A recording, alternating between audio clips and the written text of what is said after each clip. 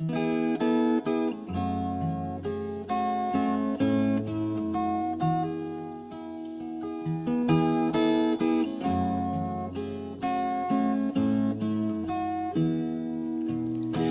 I don't have much money, and I don't have much time, and I don't have many friends I could call mine.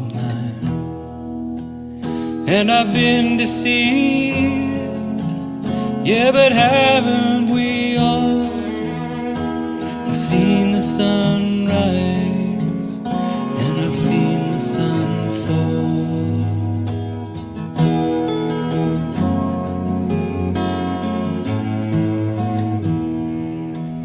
Well, I don't know why,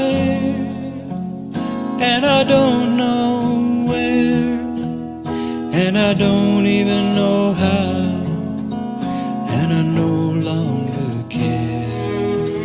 But I've seen your face, and I've heard your call. Yes, I've seen the sun rise, and I've seen the sun fall.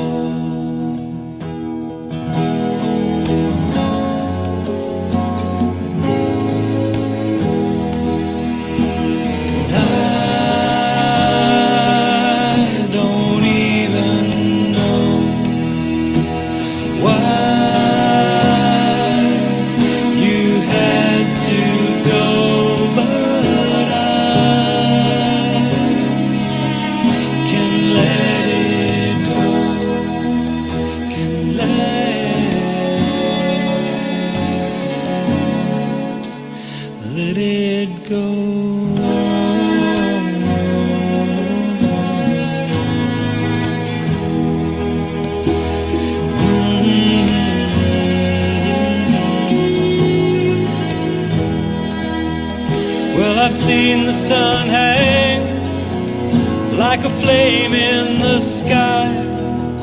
Yes, I've seen the sun turn, and I've seen the sun die. And I often think now, before our time is run, will there be any thoughts for what we have done?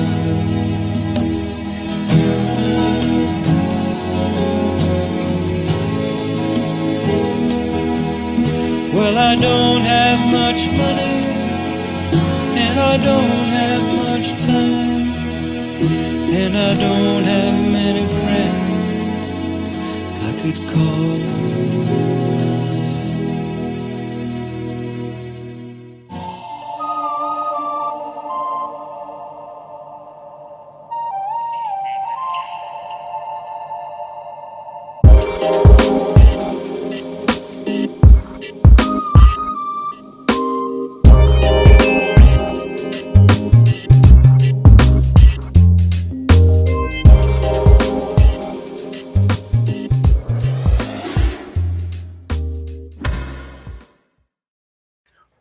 Hello and welcome to another SDAQ&A, where we try and find common ground in spite of having a diverse and divergent audience and membership.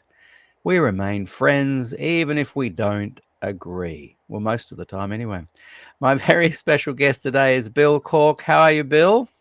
I'm doing great. How are you? I'm good. It's an early start, and I'm guessing it's probably a great thing for all our viewers in the States and our listeners in the States, because I think on the East Coast it's around 5. In the Central it's around 7, a little bit after because we're starting late. And then over on the West Coast, West Coast, 5 o'clock. Turn around West Coast, 5 o'clock, 7 o'clock in the center where you are. And then over on the East Coast, what is it, about 9? 8 o'clock.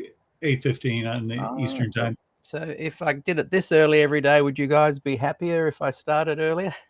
Aussies don't mind. It's just morning, whatever. Anyway, Bill Cork is a chaplain, follower of Jesus, and there's his really interesting blog site. If you go to billcork.wordpress.com, very easy to find, easy to remember. And thank you, everyone, for watching. It's got a nice, healthy audience already. It's good to see. I'm also putting in the comments a direct link to Bill's blog, so you can click on that as well. And just a quick plug, if you enjoyed that music that was just playing there, here's the QR code direct to that particular album. And it's 20 years ago, right around now, that I recorded that. And the music I often play is from that. Standing at the Cross, Peter Dixon Band. You can scan that code there. And I did this yesterday, Bill. I'll do it again today. If people, I did this album, Sleep Baby Sleep. And it's probably my most downloaded, streamed, listened to recording. There's no talking, no singing. It's just very gentle, soft, not even keyboards, but they call them pad sounds, very soft and soothing and spacey. And so if people would like to scan that code, they can go and listen to that for free on Spotify as well. And lastly, but not least, to keep me going here, here's a QR code you can scan, and $1, $2, whatever you've got lying around, you can throw it through the internet into PayPal, and that really supports what I'm doing and helps me continue to release this content. Well, so good to have you here, Bill. I've seen you writing a lot more recently, perhaps on our Facebook group, and I've really enjoyed your comments. One thing I noticed is a lot of people say, "Hey, Bill, how you going?" And even people I interview, if they see you in the comments, they go, "Hi, Bill." So you've obviously, made your mark as far as extending friendship to a lot of different people. Tell us a little bit about who Bill is. And today I want to kind of explore your journey and where you are at with Adventism. And we can look at some of the good things, and we can look at some of the things that are a bit of a challenge. Adventists have a huge, it's not apostasy rate, but a huge backdoor where I think it's around 50%, you can correct me if I'm wrong, of people who join the church end up leaving the church. I think it was, again, I get lambasted when I make quotes that are inaccurate, so go and check it out. I might be wrong, but I listened somewhere, I think David Trim may have said it, that if Adventist had that since the 60s, over 42 million people have left the Adventist church. Big numbers. And I think one of the ways to help cause balance and a less kind of backdoor situation there, I think dialogue, talking about it. Nothing to fear if we scrutinize truth. So, Bill, over to you. Tell us who Bill Cork is, and I think take us right back to the start and then proceed right up to now. Well, overall, the one thing that's been consistent in my life for the past 30 some odd years has been being a chaplain. And I'm a hospital chaplain right now at a big veterans hospital. I work in the emergency room. So I was doing that 10 hours today from 7 a.m. to 5:30. And I first got, and I've had chaplaincy experience in college and university settings. I taught in a prison for a while. I've done military chaplaincy, 20 years, Guard and Reserve with one deployment.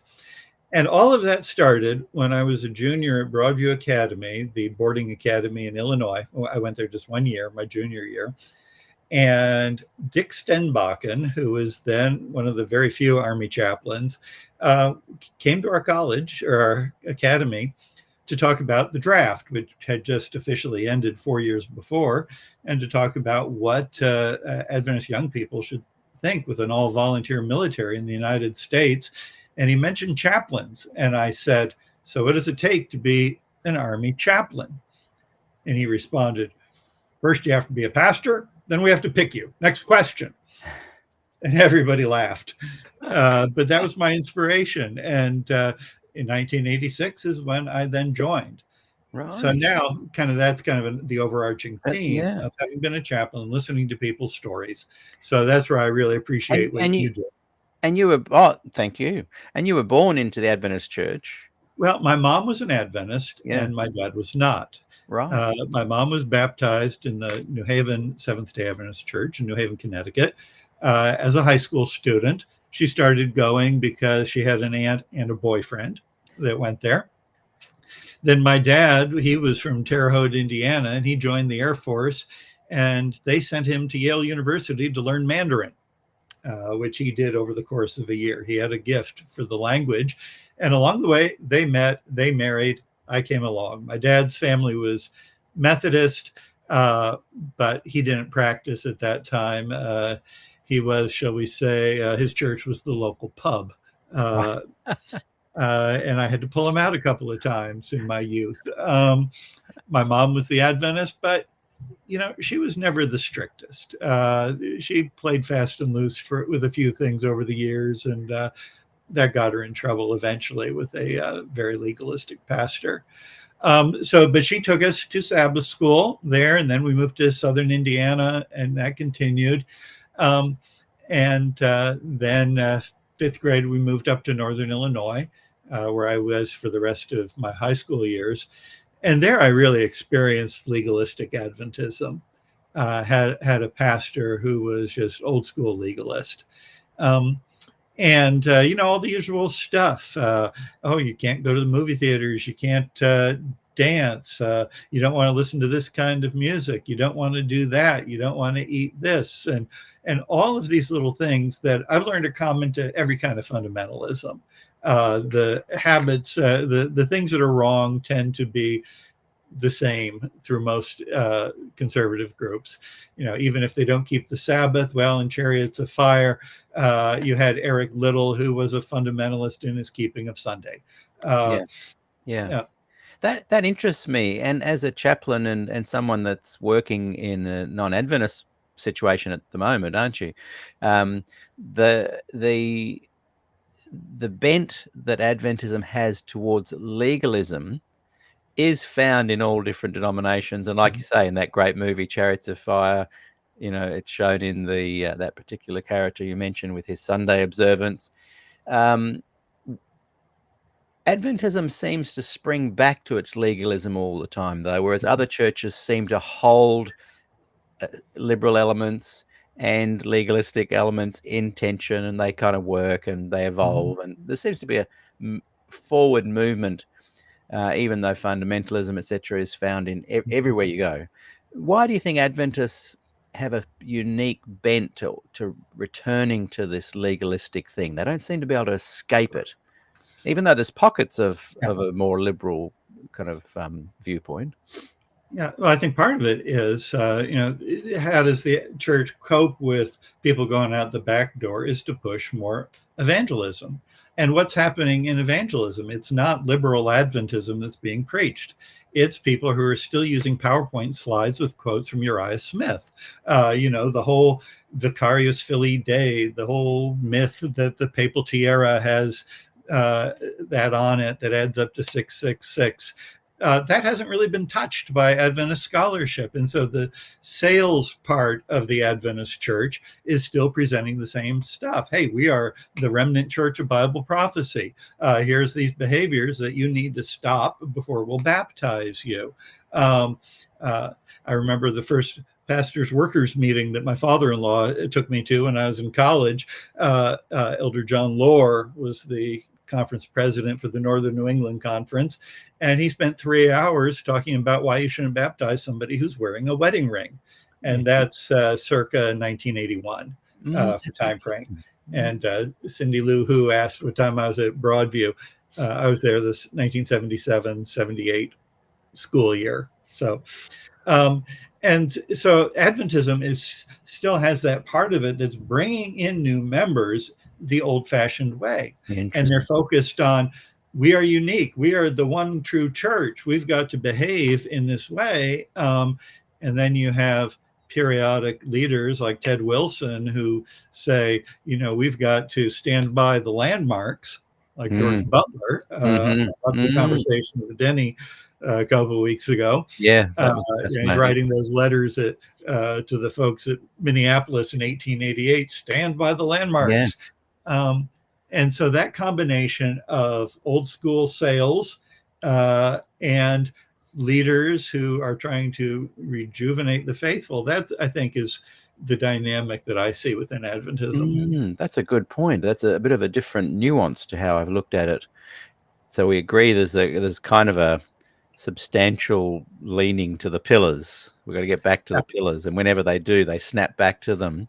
But I like what you said there, that there's a huge amount of people leaving, and to replace that, instead of bringing them in with any kind of new techniques, they're still using the old school methods and the old school pillars. And to be baptized, you have to be a certain way. And another thing that stops the voicing of change, and have you noticed this in your line of work, is there a mental health spin-off from there being an active suppression on the new blood, the young guys coming up and saying, hey, we want to try this, and we want to be a bit more open to inviting gay people into the church, and we think women should have top level leadership. There's an active suppression on those, even during, well, I won't go there, but the issue I'm asking you about is that it's demonstrable that the many of the ministers are silenced to share any progressive ideas and new ways to outreach, etc. They'll lose their jobs. Do you see the fallout of that in your work as a chaplain? Do people come to you and go, look, I'm having some cognitive dissonance here. How can you help me through that? Oh, yeah. Well, and I know so many pastors who just got burned out from having to be it's like the sales manager at the car dealership, always calling them in, asking about their numbers, and just the burnout from having to present that and bring those numbers in, and how many then go and do clinical pastoral education and suddenly find freedom in ministry again, and joy in being able to have pastoral conversations with people without agenda. And that is just so liberating. And so many, the growth in chaplaincy, I think, is partly due to that, people wanting to find a joyful way to minister that isn't dependent upon sales. And so the North American division is the division with the largest number of chaplains, pastors serving in special settings, and that's around 800 now. Wow. Sorry, I just lost you there for a second. When you see the more progressive kind of groups rising up, just ignore the comments. They're distracting. And like, for example, Rodney Smith-Jones has just said to be obedient to the word of God is not legalism. We're not saying being obedient is bad, but when it becomes a requirement to getting into heaven or not. Or when you use it as a way to set yourself up against somebody else. Yeah. We see that in Paul in Corinth. All the people saying that they're setting people up above others as, oh, I'm more spiritual. I have this. I do this. How many times did you get your Jasper Wayne Award? There's a trivia question for the really old folks out here. See, that went over my head, and I'm old. Might be a USA thing. No, that was the part of the World Ingathering appeal. Oh, really? That was Jasper Wayne was the guy who invented ingathering. Oh, well, I definitely know lots about ingathering. An award was made for him. But there's always that, show us your works. And there was that element. You look at some of these early Adventists. George Butler was a dyed-in-the-wool legalist, and J.H. Wagner. These were people who taught baldly about being saved by obedience to the law of God, and resisted the evangelical emphasis. Yeah, I remember in Sabbath school they'd have someone would come out and they'd have a card there, and it'd say articles of clothing given out. Yeah, people to 5 contacts made. Yes. And it's a way to kind of shame people if they're not actually out there doing the work. And so I remember chatting to a friend of mine who works about an hour away from here, and he's a psychologist, and he does a similar thing to you, but instead of chaplaincy in one-on-one kind of relationships working with the Anglican Church, and he's not an Adventist, but he does see a lot of Adventists, and he said two things. One, I've never met an Adventist I didn't like, is what he said, and that's true. There's a beautiful kind of vibe that comes off Adventists, very pleasant, helpful, hardworking,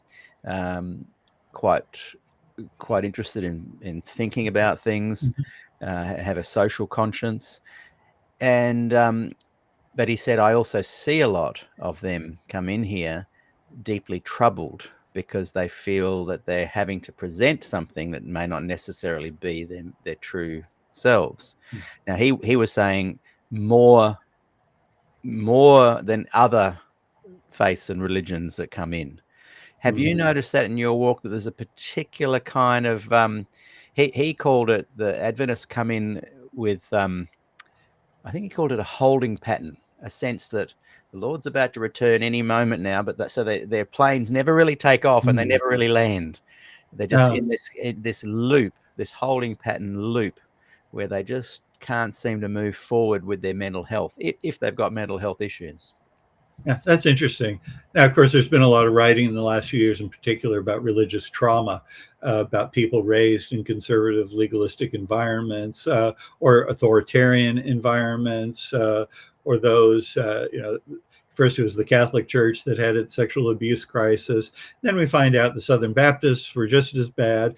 And the story hasn't been told on Adventism either. We haven't had a full accounting of how much sexual abuse there was by clergy or youth leaders, how many pastors got transferred from church to church, from conference to conference, after being caught. And then you add that to that, oh, well, if you leave, you will never be happy anywhere else. And you will know that this is the truth. And you will have left the ark of safety. And all of this stuff that does leave a lot of people who do choose to leave, and they're traumatized and they're dealing with all the emotional baggage, but they're also hesitant about jumping in feet first into a new faith community. When I chatted to Trevor yesterday, he was talking about that, where you're hesitant to be jumping into something else.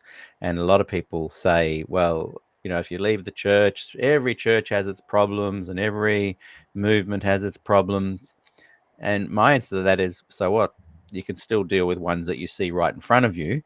And whether you've left the church or not, you're allowed to still perceive problems, whether they're worse or not elsewhere. They're still problems that can be talked about. Yeah. And most people these days don't spend all their life in one church, especially younger people. If they go, are exploring and looking at different places, and nobody thinks twice about somebody who was Methodist, now goes to a Presbyterian church. They'll go to what's nearby or what their friends go to. But there are those groups that say we are the true church. And whether that's the Catholic Church, the Jehovah's Witnesses, the Mormons, the Adventists, there are those who put that into you, that this is it. And if you leave us, and yes, that word apostasy is used, that you're gone. Yeah, that's a good point. I'm glad you've said that. It's not even so much about the process of how Adventism can harm you, or that other religions are better or worse, or they all have their problems. And it's that on that exit point, how do Adventists treat the person that is now has left? And it's usually pretty badly. Like you said, people can go from a Baptist church next week. They say, hey, I can't come to church next week, guys. I'm off to the local Episcopalian church or Methodist church or whatever. The ministers don't even bat an eyelid. Whereas if you leave the Adventist church, there's all sorts of techniques to shut you down, to suppress you, to attack your character, and to suggest that you're lost. And there's no reaching out. There's no pastoral care. And I think the church could learn a few things from that. I bet that you do a lot of counseling and work with people who have left the Adventist church. and deal with some of the fallout there. Can you think of any examples without mentioning names, of course? Oh yeah. And and I've had recently a number of chaplains that have just been discouraged and have reached out to me to help. Where do they go to get a different start in chaplaincy? But in my own experience, I left the Adventist Church at the end of my junior year at Atlantic Union College. This was the early '80s, and I was full of Ford and Brinsmead and the gospel. And I think especially Bob's book, Judged by the Gospel, really hit me. That, it's not just a matter of having the gospel alongside everything else, but the gospel sheds its light on all of these other things. And some of them are incompatible with the gospel. That was the whole point of the Reformation, that justification wasn't just one thing along others, but criticized everything else. But when I left, and I was the student newspaper editor, and I wrote provocative articles and cartoons. I had a editorial cartoon of Neil Wilson, then General Conference president, at the wheel of the Titanic with the slogan, "God himself couldn't sink this ship." So somewhere somebody's going to come across I would that like to see that. of And the that's a one cartoon that you drew, is it? Yeah. Oh, wow. I Yeah, didn't I know did a that you little were bit into of that. cartoons. Yeah. I thought I was going to be an artist. But I was feeling a lot of anger, a lot of feelings of betrayal, like Walter Ray did at the time. He was this faithful devotee of Ellen White. And then as he just saw the issues out there, that there was that feeling really of betrayal, of loss. And I got a lot of that negative kickback. Oh, I had two friends who kind of trapped me in the back seat of a car with one on either side of me with the doors locked, trying to bully me into submission verbally. And so many letters. And the concerned brethren in the community writing to my father-in-law or the college Wow. or the union president saying, "How dare this happen?" I had one of my scholarships revoked Wow. because of the donor didn't want to be associated with it. And it's at that point that I went to one of my college professors. Tim Berry was his name, and he taught our pastoral counseling classes. And I needed somebody to vent to these feelings.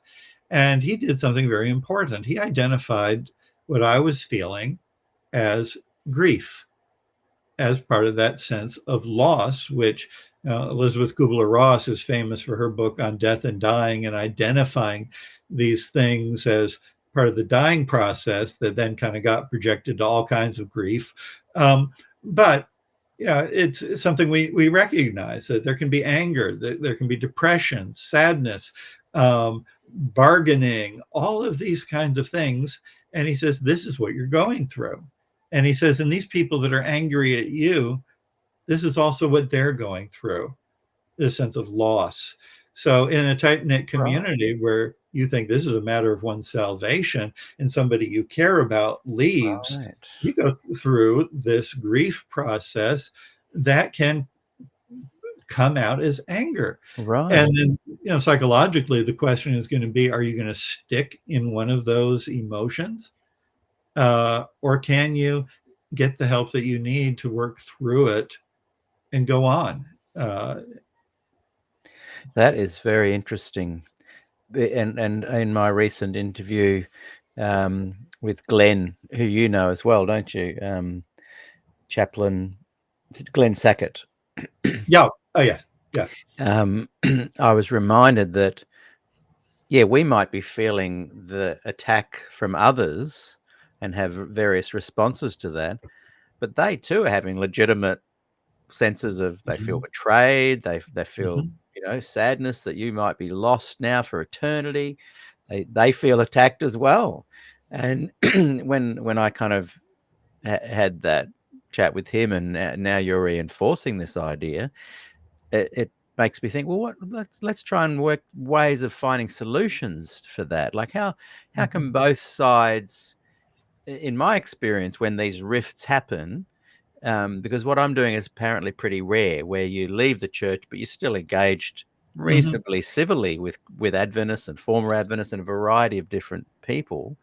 What I'm noticing in the past is that once these schisms have occurred, they're never repaired. But what I'm noticing here by having the dialogue is that sometimes there's friendships forming in spite of the differences. And you said that you'd left the church then, but then you Mhm. came back at a later date, so things were restored or repaired in some way. Were they more of it? Was it cultural reasons you came back? Because when people leave because of doctrinal things, they rarely can um, return because of those Yeah. call outs. It's usually Yeah. cultural or friends or community. Yeah, well, the way I describe it is that I went through a process of today, the word that's used is deconstruction.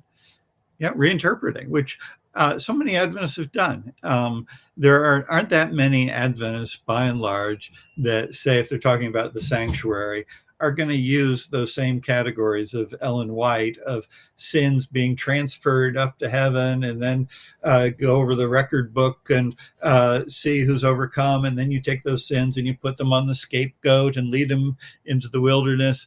I think most Adventist theologians have found ways to reinterpret that, not speaking about the investigative judgment, but the pre-Advent judgment, and less a matter of trying to figure out what the books say. Yeah. So, yeah, I went through that kind of a process, but also, I kept a lot of friends, and one of the things I did when I left was stayed close. I'd been married for a year at that point. My wife and I will have 42 years of marriage in a couple of weeks. Wow. But that was part of why I went to that professor for counseling was, we need to stick together. And my wife, her father was a very conservative Adventist pastor. She didn't feel that she could make a move without breaking her parents' heart. So I finished up at AUC, and then Loma Linda offered me a teaching assistantship. And they were just so gracious. They knew what I'd been through, but I just got welcomed with open arms there. I was studying with Paul Landa on the La Sierra campus. Yeah. It's a separate university. And he was having me help edit Adventist Heritage magazine. That's where I made a lot of my church historian friends, and having me teach classes occasionally in the church history survey, and giving me feedback, something grad students rarely get from their professors. And Rick Rice became a friend then, and so many of the other people. And it was a good time, and it was a good experience. And when Niels Erik Andreasen came to me one day, he was the assistant dean of religion then, and he said, "We can't continue your fellowship." That's when I started looking, well, maybe I'll just go ahead and go to a seminary now. And I settled on a Lutheran church. And Paul Landa said, "Hey, if you're going to go to a Lutheran seminary, go to Gettysburg and study with Eric Gritch and Robert Jensen." Eric, one of the great Luther scholars, Robert Jensen, probably the leading Trinitarian theologian of the last part of the 20th century. But those friendships with Adventists stayed. Charles Teal, who was a longtime professor of sociology of religion, I first met him in my freshman year of AUC when he needed a research assistant on the East Coast to do some research in Boston. And he was one of the attractions to Loma Linda, and I took classes with him and stayed friends with him. AUC professors I've been friends with all these decades. So there was that part as well. So what did you say? It was around 1986 that you made this public kind of leaving of the church? Well, 1983. 83. And was it influenced at all by what was going on with the Des Ford stuff and Glacier View? Or Oh, was yeah. it- Yeah, entirely. I had started, I'd come across Ford's and Brinsmead's writings like my junior year at Broadview Academy. I'd actually come across this publication called The Lay Worker, which was a little rag that was published by Dr. George Rue, who had been Ah. the editor for the Sanctuary Awakening Fellowship newsletter in the 60s, and he was still pushing out old school Brinsmeadism into the 70s. He didn't go along with Bob. And that's where I learned about Wieland and Short. And hey, we'll send you free tapes by Wieland. And then I learned about Paxton from the critics. So I read that and started subscribing to Present Truth and Verdict and getting Venden tapes and Ford tapes. And through and reading Jones and Wagner and all of those. And then when Des came to Massachusetts, he spoke off campus, of course. But I was there and I interviewed him for the school paper. Wow. And I was working for an Australian, Alwyn Fraser, was the chair of the history department at AUC, and he was teaching Adventist history. And he saw I was making some of these connections, and he was a friend of Des. But he says, hey, why don't you do some more research on this so I can better understand it? And at that time, I wrote to Norman Jarnes at Verdict Publications. And I said, I'd like to help understand better the transitions that Bob went through. He referred me to Jack Zweimer, who was one of Bob's close associates. I ended up spending an afternoon in a hotel room with Bob and Jack and Norman once talking about it. And when Bob decided, in his words, to throw all that Adventist stuff into a dump truck and go establish his tropical fruit Disneyland and get involved in local politics, Norman sent me 30 boxes of their files and tapes and books that are probably now at the Andrews Center. So I was all steeped in that. And it was just such refreshing for me. Yeah. Can you that message of justification by faith alone? Yeah. Can you drill down on that for me? Because I've had a bit of pushback from progressives saying, "Oh, stop blaming us for being silent or whatever. It's a political thing." And I said to someone, "What do you mean it's a political thing?" And she said, "Oh, it's just that whole Ford and the controversies in the CBs and the Fords, that was just political, not theological." And I thought, and it turns out, as I ran that past a lot of my progressive Adventist friends in the last couple of weeks, a lot of them think that. But what you were just saying there, and it went on like a light for me there, it was refreshing. Why was it refreshing, the Des Ford stuff? And why was it new? And what about it was new? And what about it was different? And was it theological, not just political? Oh, yeah, definitely theological. The good news is good news. As Des used to put it, the gospel is not do, cock-a-doodle-doo. The gospel is good news about what someone else has done, what Jesus has done. And I haven't listened to that tape in 40 years, but, I still remember. And it still seems fresh to you, this exactly. idea. Yeah. And when you read, say, the book of Hebrews, where it talks about the sanctuary, Jesus is there for us. He is our advocate. We have boldness to enter into the presence of God and before the throne of God because we know our sins are forgiven. Not this idea that they're going to come back to haunt us or be displayed on a screen for all the saved universe to see, or all these other things, and it's not like some people say, well, righteousness by faith equals justification plus sanctification. It's you and me and God all together in a combination. And it's like, no. And I remember, again, a poem that Des used to quote, "I would not work my soul to save, for that the Lord has done, but I would work like any slave for love of God's dear Son." And Des used to quote Tyndale, that the gospel is good, merry, glad, and joyful tidings that maketh a man sing and make his heart dance for joy. And just a contrast to the legalism and the rules. Yes. There is a contrast there, and it is refreshing. and there is a battle within the Adventist Church between those two concepts. And I think I'm starting to understand my progressive Adventist friends, and I was one as well.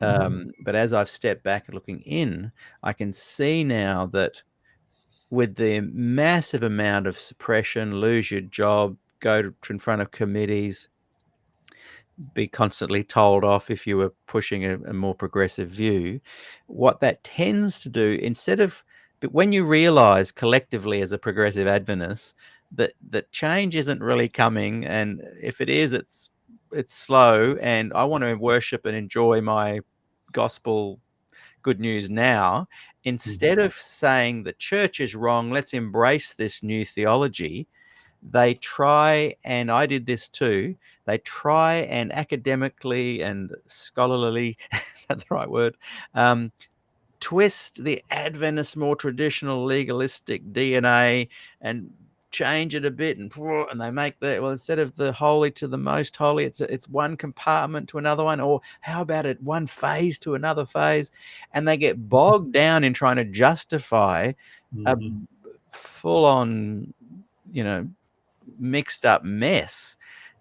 Am I right with that analysis, that because of the suppression, instead of going, right, we're free, we're different, we believe the church was wrong, they still want to be a part of it, and so they go into these mental gymnastics to make Adventism work?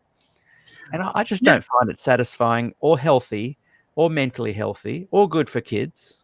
Yeah, well, and I think that's also fits under that rubric of deconstruction. That realization that we each make up the Adventism that we want, that's meaningful to us, that we can feel comfortable with.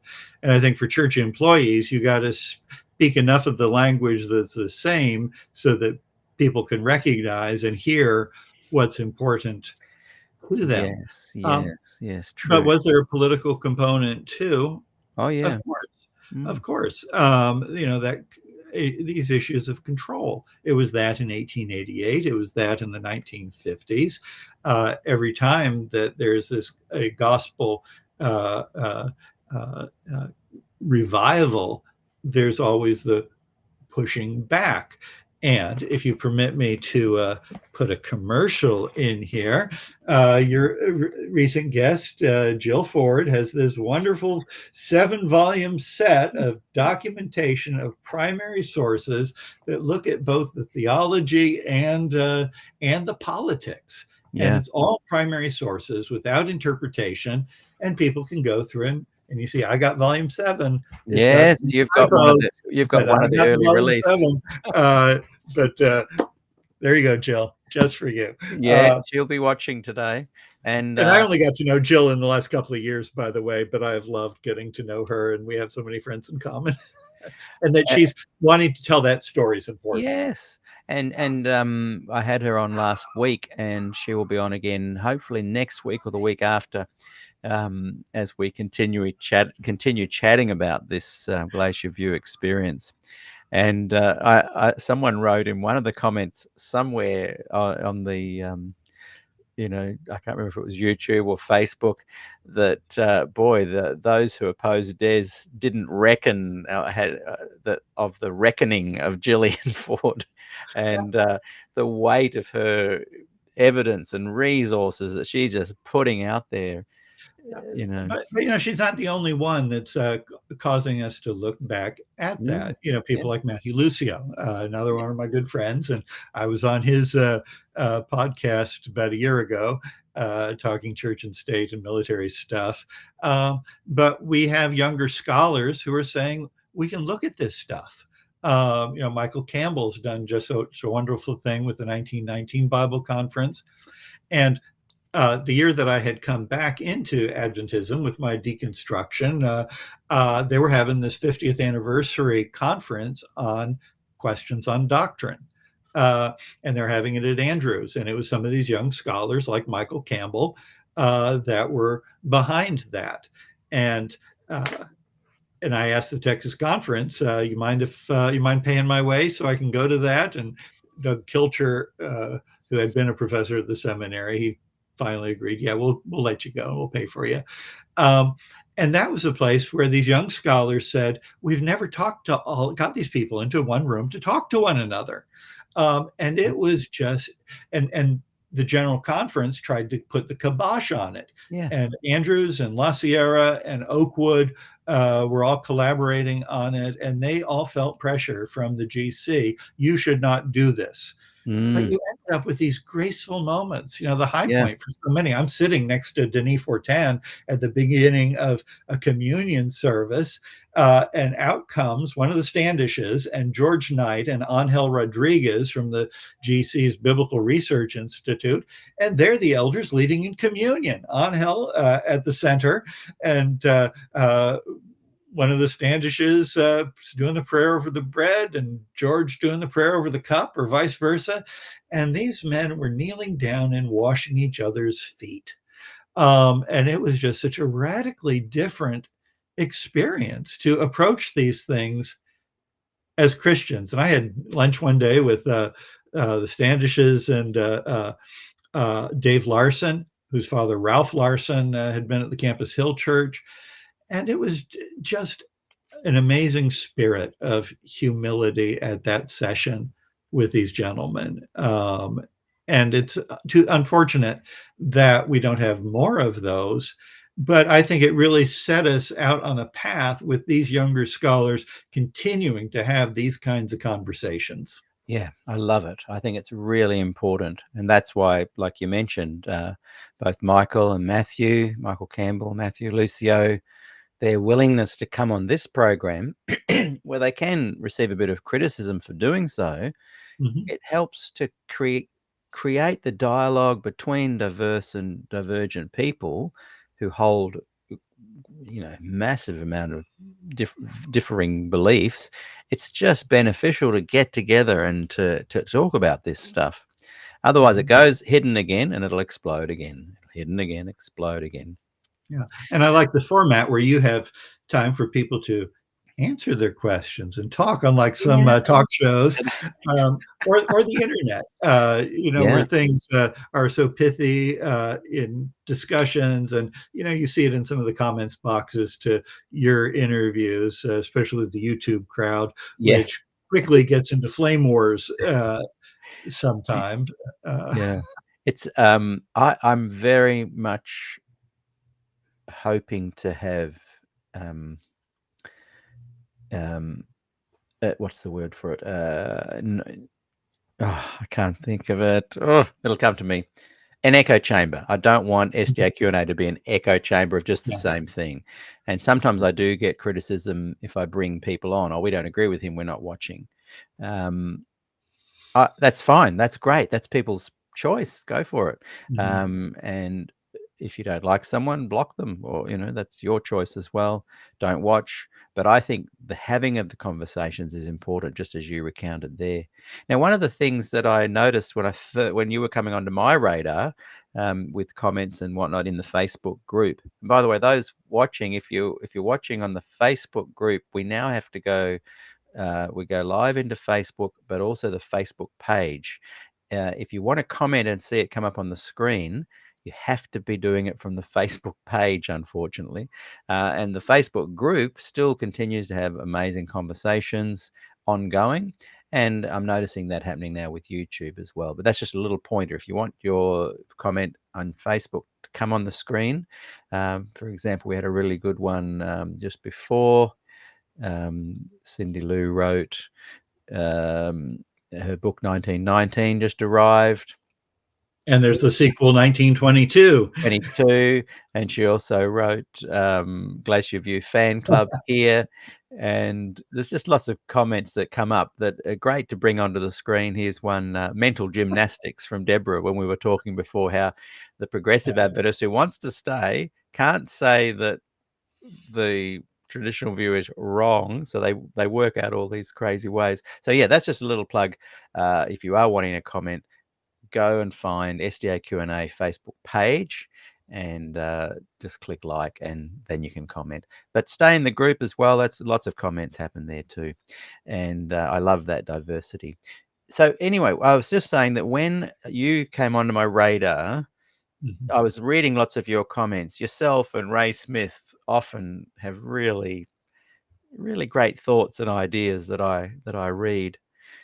Another little interesting aside, in the last 3 weeks, there's been over 1,500 comments in just the Facebook group. So don't add the page or YouTube. Mhm. That's a massive amount of engagement.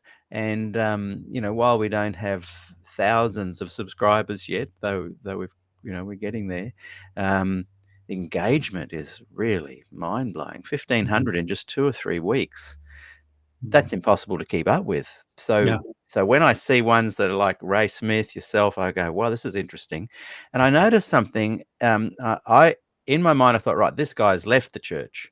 But then you said something about how you had left, but you came back, and I can't remember Mhm. what I wrote. We had a little Mhm. exchange, Mhm. positive one, and I was very intrigued by that because very few people who leave around the Glacier View kind of time period, as you said, 1983 for you, when they've deconstructed, very few Mhm. come back. Can you Yeah. tell us about that? Because that was a fascinating return. A lot of people have asked me, is Bill still an Adventist Mhm. now? And we'll get to that, but I'm Yeah, interested we'll in get to that. Yeah. I'm interested in what drew you back, Yeah. and how did you have to go into some mental gymnastics yourself upon the return? Mhm. And tell us how you were received. Just give us a Yeah. big picture and overall view of that return. And when was it? Yeah, and that was in the year 2007. Wow. We're talking 1983 to 2007. And during that time, to start off, one place where I differed from Brinsmead and Ray and Ford and so on, I saw them just kind of hanging on to the edges of Adventism and still engaged in those dialogue with Adventism or throwing brickbats at one another, sometimes in the case of Brinsmead and as Ray got to be. But I had a curiosity about other Christians. And I think one of the people who did reach out to me when I was leaving was George Vandeman. Interesting. And he was a family friend. His wife was from the same church in Illinois that I was. Some of the first artwork that I sold as a young person was sold to George and Nellie Vandeman. Um, Wow. uh, and some sketches that I was doing of the face of Christ. I'd love And to see some of these artworks, but yeah, anyway, go on, carry on. but George had written this book and done this series of It Is Written called "What I Like About the Baptists, the Lutherans, the Presbyterians, the Catholics." And he wanted to talk about Adventist distinctives, but what we got from other people and what we share in common. And he had leaders of these denominations on It Is Written. And he just showed that he was friends with these people. And that was like the missionary book of the year. And he got a lot of flack from it. I bet he But did. George was one who reached out to me as a pastor. And he had a good conversation and he was not judgmental, but he just wanted to say, I'm here for you. Uh, Charles Teal at La Sierra, he sent me a little, he found out, he sent me a little note with 2 points. Number one, other Christians hear God's voice. And number two, don't burn your bridges. Oh. Uh, so good advice. Mm. And people that I knew at Loma Linda were then starting to ask me to write for Spectrum, uh, and and so on. Even But though you were no longer a member. right. Yeah. But one of the things that caused me to start looking was that my professors at AUC were taking us into Boston to hear lectures by well-known theologians, people like Francis Schaeffer, Wolfhart Pannenberg, Langdon Gilkey, the philosopher Charles Hartshorne. And at one of these events, there was a bunch of us sitting in a setting, and I'm looking around and I'm seeing charismatic Catholic nuns waving their hands. I'm seeing evangelicals and all these other people. And I'm thinking, this is what heaven will be like, this diversity. Just then, the theology major next to me said, "It's too bad these fools don't know the truth." And my wife's brother at that point was also on his search, and he was visiting different churches. And I called him up and I said, "Where are you going tomorrow? I want to come with you." And I visited the Presbyterian Church in Clinton, Mass. I just heard gospel messages and had a great pastor. And I went there, and then I went to a Lutheran church while I was at Loma Linda, visited a number of others, but then went to a Lutheran seminary, served some time as a Lutheran pastor, got really burned out in ministry my first 3 years through church conflict in one church, and then following a pastor who molested a girl in my next church. And I ended up then doing lay campus ministry for the Catholic Church for 15 years. Wow. And so that's the place at which I come back and start dialoguing with people. On the one hand, I loved these friendships and this bigger perspective on the church, and I was involved in ecumenical and interfaith things, and I felt I'd grown so much from it. But I was also burned and cynical at some of the dirty stuff that was happening at the time. So many of the priests that I knew that were going out of ministry. Right. Cardinal Bernard Law, who was a great supporter for my family during a period of transition. He ended up going to exile. And we had the joint declaration on justification in 1997 between Catholics and Lutherans that said, all is forgiven. And then comes the year 2000 and the Pope is offering indulgences. And it's like, so where was the agreement? Yeah. So these were the things that said, what have I done? And I started reaching out to some of my Adventist friends, and Rick Trott, who was the chaplain at AUC, he started reaching out to people that he knew, Larry Garrity at La Sierra, some former conference presidents. And my name got known to Doug Kilcher, the executive secretary of the Texas Conference, who had been my father-in-law's ministerial director in Northern New England. And these other people started advocating for me. And my wife, we were having our 25th anniversary. And, I wanted to be kind of in that comfortable place, kind of a home sense, but I had also reinterpreted. So that, the sanctuary, and I've got this in one of my writings on my blog, when I've preached that, it's focusing on Jesus as our high priest as presented in Hebrews, and that confidence that we have through him. I always preach justification by faith alone, and even lost some jobs because some of the brethren thought I was too Lutheran. But I ended up having a conversation with the Texas Conference president, Leighton Holly, invited me and my family out to eat when he was in town over Olive Garden. And then in there, he offered me a call to be the associate pastor of my wife's church that she'd been attending for 9 years. And Leighton was just a man of grace. He says, we were all young ministers or in college ourselves at that time. We were all shaken up by it. You acted by it. And we got to admire but some of us just swallowed the questions and kept on with the work. The fellow who was our ministerial director for Texas at the time, he was a student at PUC when Des left. Yeah. And he went and sold insurance for many years before he came back into ministry. So there was conference folks who said, we get this. And Elder Holly said, don't think that God had abandoned you or you were outside of God's will. You've learned things about campus ministry, young adult ministry, spirituality that are things that we need. And I was involved in local and national ecumenical and interfaith things. He says, don't give it up. We need people in those positions. So anything you can stay involved in, keep involved in. And then he connected me with people at NAD that were doing young adult ministry and campus ministry. And so that was the environment. And it was just a very different face of Adventism than what I saw when I left.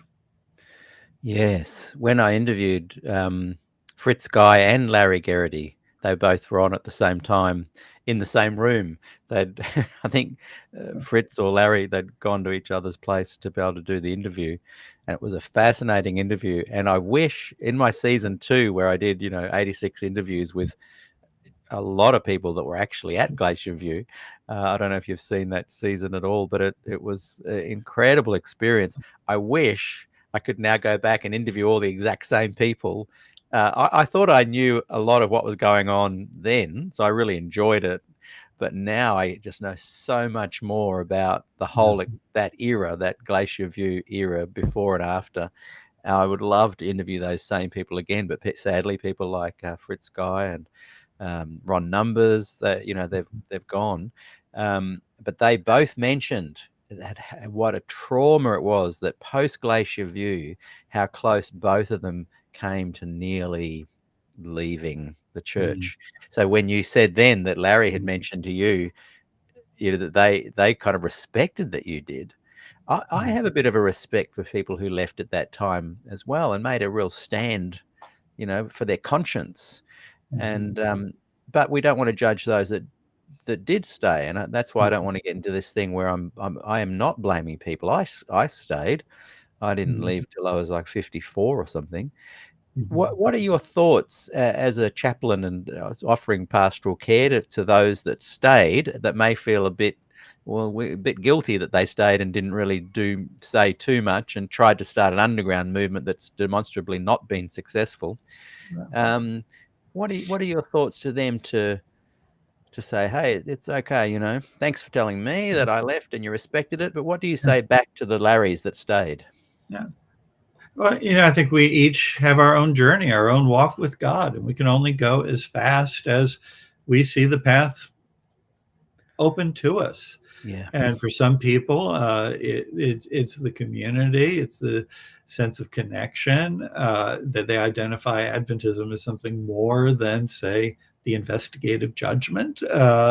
Especially those that live in Adventist bubbles, in the academic or healthcare communities, where their whole life is caught up with it. And it's a great life too. I wish I was 10 years older and lived at PUC or Loma Linda and went to those Sabbath school rooms and was an intelligent person and could kind of hang out and converse with Gil Valentine, people I know, but I'm not on the inside. And I look there, I think, oh man, I'm not part of their generation, and I wish I was smart enough, because the camaraderie they have it's palpable. It's an incredible little group of people. Yeah, and the Adventist Church is such a close community, and people that I went to college with. Well, my roommate was Ralph Tricarton, who's the current president of PUC, and Ron Knott and Bill Knott, their dad Dave was my English professor, so Elaine Oliver, who with her family doing family ministry at the GC. She was one of my fellow history majors at AUC. So, when my daughter went to Andrews, Sharon Dugan, who managed the radio station, her father was my pastor. She went to academy with my wife. It's just all these people all in one place, and you have those layers of intergenerational connection. See, you must be older than you look. And when you said before that you had 42 years of marriage coming up, I was like, what? And when you said you left in 83 around the Glacier View thing, I thought you were younger than me. I'm 62. Oh, okay. So we are the same age, but because you were at ground zero, I was at ground zero this side, you're at ground zero that side in the States. I'm here at Avondale. We're the same age. But my awareness here, we just, even though bang in the land of CBs and Fordyce, Currumbong, Avondale, they were so good at covering it up. And I would have been, only 18, I guess, in 1980. Is that how old we were then? I knew it was going on, but they were so good at kind of keeping it quiet, and that there was no social media back then. I wasn't I wasn't in the kind of crowd that were getting all the cassette tapes and stuff. So my understanding didn't really happen until 1990, so 10 years later. But here we are, you and I are the same age, and you were aware of it going on. Why do you think that is? Is that just my intelligence? Well, part of it was I started reading this stuff Lack of, I mean. starting around 1978. And then I was out of school for a year between high school and college, and I was making money. I was buying books and reading this stuff. But also, AUC was not part of the controversy. PUC, Southern, Andrews, these were the places that there was a lot of ferment. And AUC, up in New England, Alwyn Fraser, the chair of the history department, the one Aussie, was the one known for being a, quote, Fordite. But nobody really bothered him. And he sadly passed away a few years ago. They moved back to New Zealand. His wife was a Kiwi, and he passed away while running. Who was that again, did you say? Who was that again? Alwyn Fraser was his name. Yes. Yeah. Yeah. And so he was my number one mentor. And then that I was able to meet these people, Ray and Ford, and then Brinsmead. And then my parents had moved to Madison, Wisconsin, and I visited them at Christmas time one year, and I met Rennie Shefflin, who later would be one of my La Sierra professors. Rennie was then doing his PhD in the history of science under a guy named Ron Numbers at the University of Wisconsin. And I just got this idea. I said, hey, you think Ron would be up to me interviewing him for the AUC newspaper? He says, oh, yeah, I'll give him a call. He says, oh, no, he'd love it. Just come over to his house. And so I went over to Ron's house and here I am, this 19-year-old college student, Wow. interviewing him. And I had a 2-page big spread in the newspaper. And it was funny. Ron, he was just so gracious. And he says, I think things have passed me by in Adventist history at this point. This is just 3 or 4 years after he did Prophetess of Health. Wow. And he says, do you want a copy of the book? Sure. So he went upstairs, came down with an autographed copy of it. And what year was that again? What's that? What year was that? It was around this was around 1981 or so. So right, like wow. 5 years after. Also one little highlight of being editor of the student newspaper, we were the first Adventist publication in North America, maybe to talk about the Chamberlain trial. So we had an article about, we picked it up from the Andrews student movement, if I recall.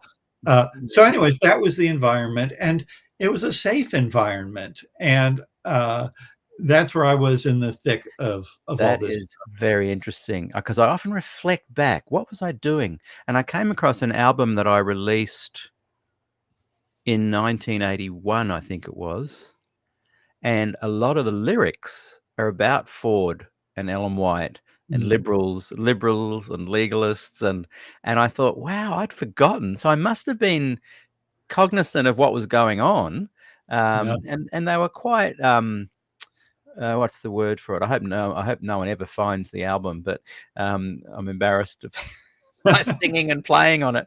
But the words were quite like a dissident. I was kind of challenging the CBs and the Fordites, and there I was, and I thought, wow. So I was aware of it going on. But you mentioned there about Lindy Chamberlain. She and Michael came to Cooranbong after the terrible event, and her and I were in the same art class in 1981, I think it was, before trials, before any things were made against her.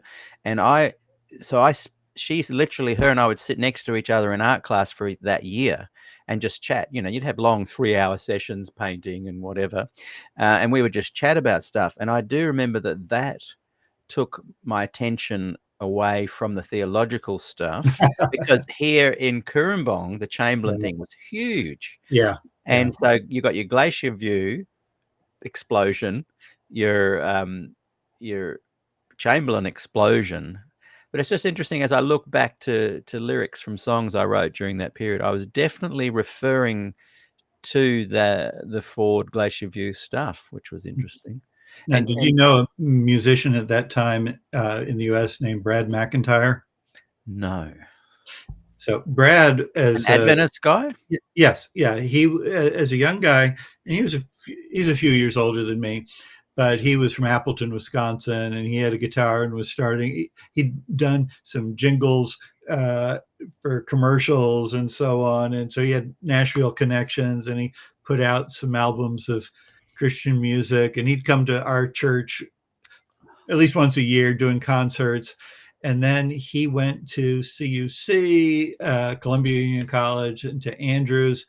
And then he got caught up with Des, and he ended up going to work for Good News Unlimited in Wow. California. And one of his songs that he was famous for was the Adventist Blues. Oh, wow. I've got to, And it was you've got to kind of a track him. Is talking he still blues. alive?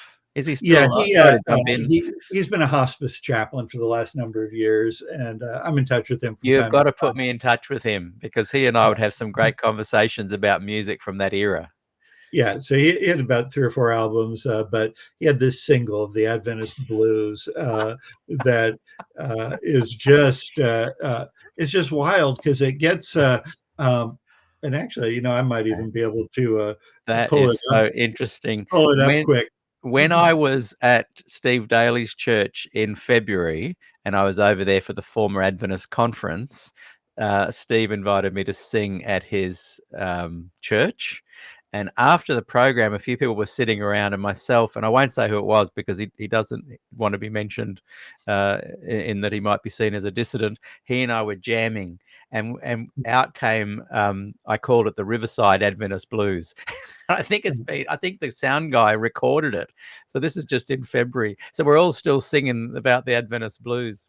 Yeah. Now, Steve, I didn't know well, but he was the La Sierra chaplain when I was there for my year of grad school. And his office was right off the office where I worked. So I saw him all the time, but we didn't really know each other. But here, I found it. So it's great. And Gillian's watching, and she's just said Brad McIntyre yes, was at GNU for a while. Incredibly gifted singer, guitarist.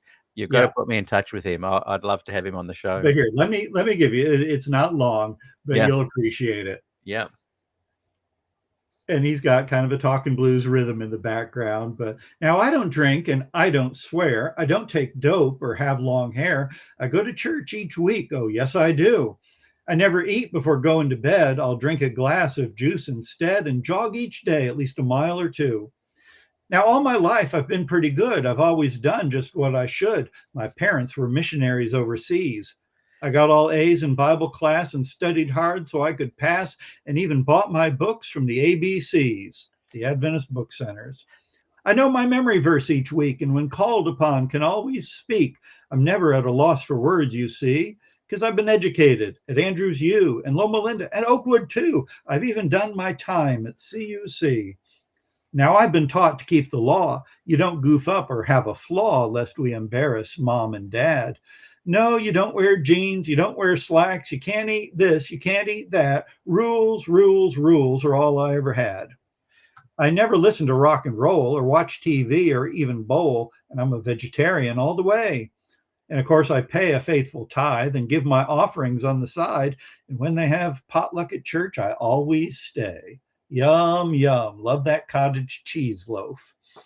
And when each November rolls around, I grab my can and hit the town for the church's World Services appeal. And of course, I never fail to buy peanut butter from Collegedale.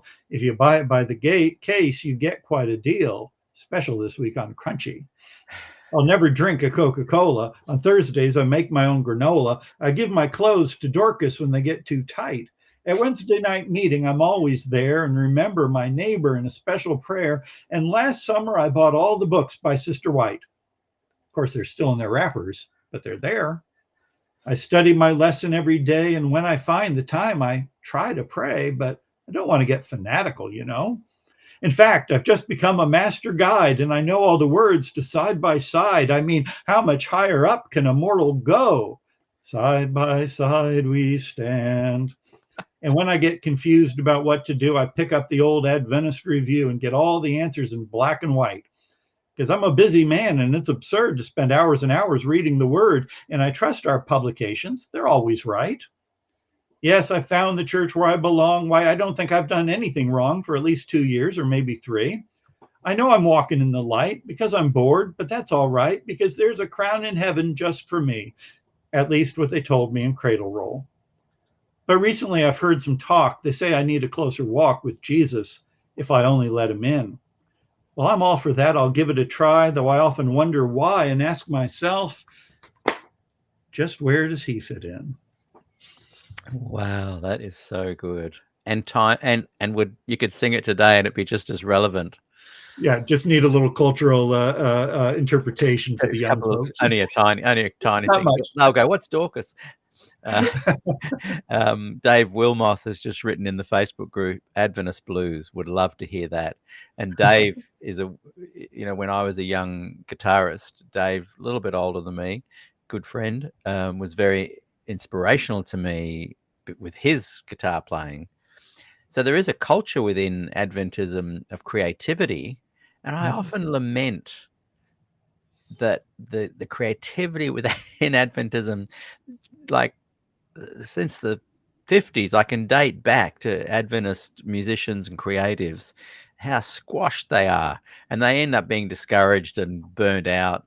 And there's literally hundreds and hundreds and hundreds of incredibly creative individuals that the Adventist Church just misses out on because they just push them away. So That sad. happened to my brother. Yeah. My brother, he did a degree in music education and performance at Ithaca College. And, he was doing opera and musical theater. He had a jumpsuit and he did Elvis at nursing homes for a while. He was a high school band and choir teacher in Florida for junior high. Then he worked for Disney World for a while. And he had some albums of Christian music, but then he'd go and play in places and, oh, well, we can't have those drums here. Yeah. And, oh, that's too, and just the snide comments. I know. And he was doing young adult ministry with Alan Martin. Alan Martin started the church in Celebration, Florida, which was very creative, and Jason was helping him with music. And they just squeezed the life out of him. And but my college had a huge music program, very creative. Margarita Merriman was the chair of our music department, and she would take us to concerts in Boston. I remember one we went to at Harvard, and it was Halloween night, and they had a concert of Prepared Piano. Prepared piano? What's that? Oh, you're not familiar with that? Well, that's No. a very avant-garde thing where you put different pieces of paper, metal, different things of different textures on or in among the strings Oh, of the yes. piano. I have And heard you of may that. play it or pluck it from inside. And I wrote a negative review, and she called me a Philistine. But she's a good friend. But Yes. there was that creativity, and Audley Stafford was the chair of our music department or our English department, and she was one of the editors of the Adventist hymnal. She was involved in that, and just very creative folks. Alan Collins used to teach art there, and there was sculptures from him on campus. And Alan ended up being also one of my professors at Loma Linda. In a seminar that I did on religion and art, and that was just such amazing to have these people with. And it wasn't the heritage singers that we were learning about, or Russ Harlan or Harry Anderson. They were really teaching us to appreciate good art, good music, and I'm very grateful to them for that. Yeah. Unless you toe the line, though, within the Adventist creative scene, my rock music leanings of the late 70s were shaped into palatable country music for the Adventist church. And if you're singing gospel music, I was lucky to be able to sing a more contemporary to the youth. But if I sang for the grey nomads, we call them over here, I think you do too. I would happily tailor make more acoustic hymns, and I loved that as well. But if you're a creative Adventist, any kind of the arts or design or music, acting, writing, poetry, singing, whatever, if you push the boundaries, you will soon find that those boundaries and walls are, impossible to push through. You either succumb and toe the line, or you just become very upset that you can't be your creative self. And it's just a sad thing. It's just really sad. Can I just bring up a couple of quick comments, and then I want to ask a little bit about where you're at now. Cindy Lou wrote, Adventist blues. A guy in my class sang Elvis better than Elvis. Faculty would not permit him to sing. I was thinking, was that your brother maybe? No, she said that she was at Broadview a couple of years before me. So right. John Kaler wrote, the cool thing about a culture of creativity is a mutual respect for its expression. That is so true. And the Adventist church leadership does not respect creativity unless it's conformed to its idea of what creativity is. And I think it's quite shameful. I had the pleasure of singing since 1983. Another reason why I probably lost a little sight of the theology during that decade, for all different denominations. And I was so welcomed in the other denominations, but not my own, unless I sang exactly what was needed to be sung. And when we didn't, we were chastised and told off. Joey has written, I love blues music. Joey, I don't know if it's still up there, but since leaving the church, I did write a blues tune that went to #1 on iTunes in Australia. So I don't know if you want me to find out that link and you can have a listen to it. You were talking about you came back into the church in 2007. I don't know when you started writing comments and things on SDAQ&A, but when you had said that you'd left and you came back, I was surprised because not a lot of people who leave come back. A lot of people stay on the fringe, and so no judgment, but I remember in engaging with you in a few comments backwards and forwards there, that a lot of people were like jaw drop. How could that? It's funny, if you leave, you get people saying you've betrayed the church, but if you come back, you get people that are reformers saying, oh, you've betrayed them. What would your counter comment be to those who say, you've betrayed the former Adventists by going back into the church? Yeah, and I didn't really experience a whole lot of that because I kept friends on both sides through that. But let me say a little bit about what then life was like, because I ended up being in Adventist ministry for 16 years. After I was at one church as an associate pastor for 2 years. Then they asked me to take my own district of 2 churches. And at that point, I'd been going to these NAD things for young adult and campus ministry, where that culture of creativity was flourishing then. Can you give us years again, just time periods? Yeah, we're talking 2007, 2009, right, and so on.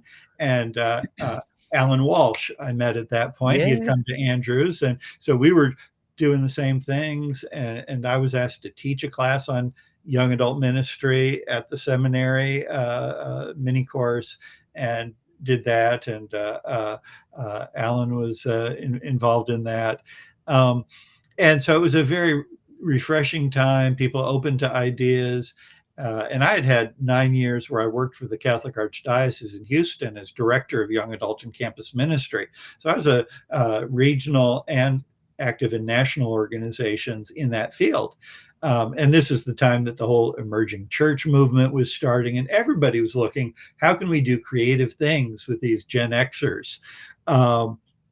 And so it was a wonderful time. And I ended up meeting some of the NAD chaplaincy people at this Just Claim It in Dallas. I think that was 2008. And they said, with your background, you really need to get back into chaplaincy.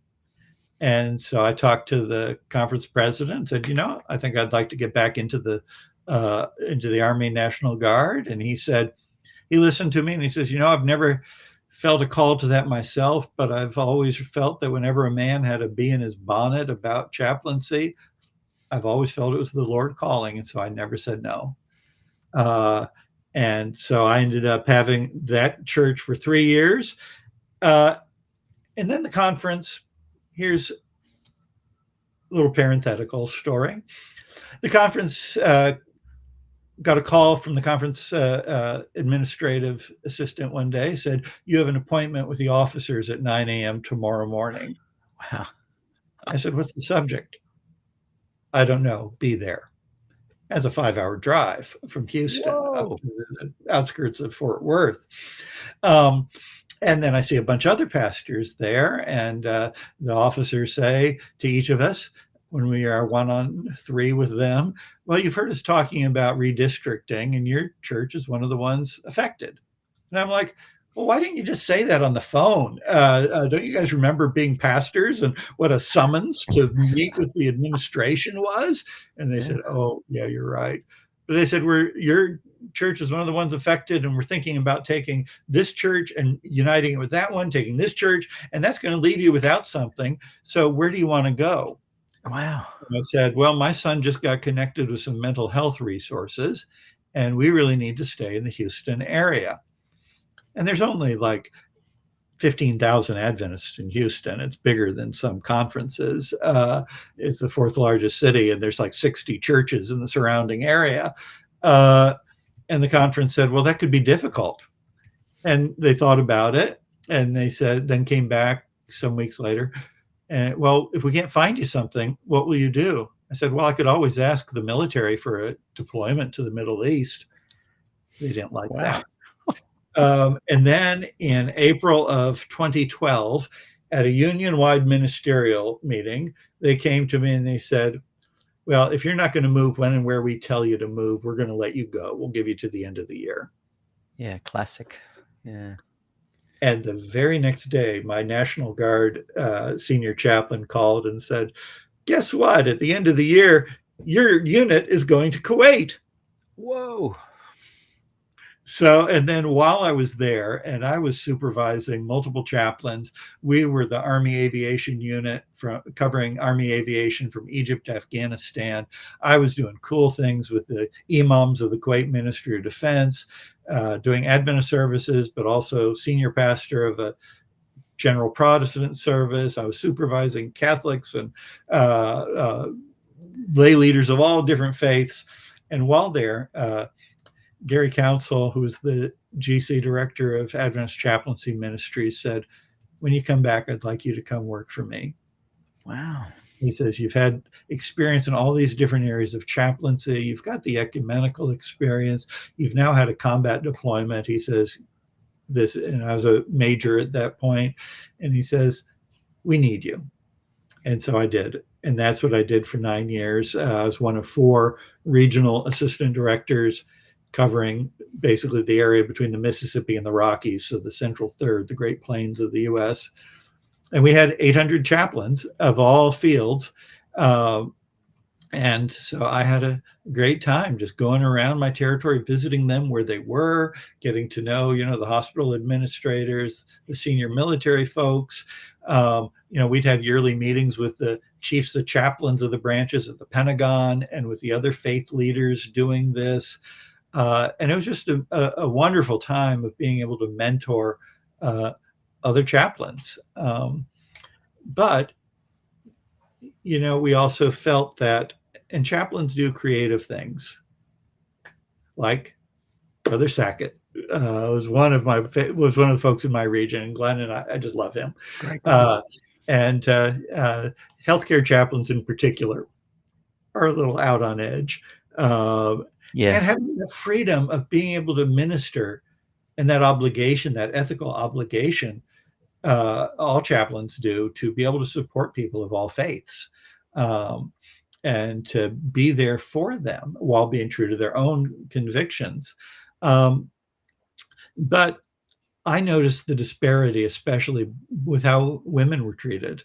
Women were told, well, you've got to be ordained as a local elder. Well, what if our church doesn't ordain women as local elders?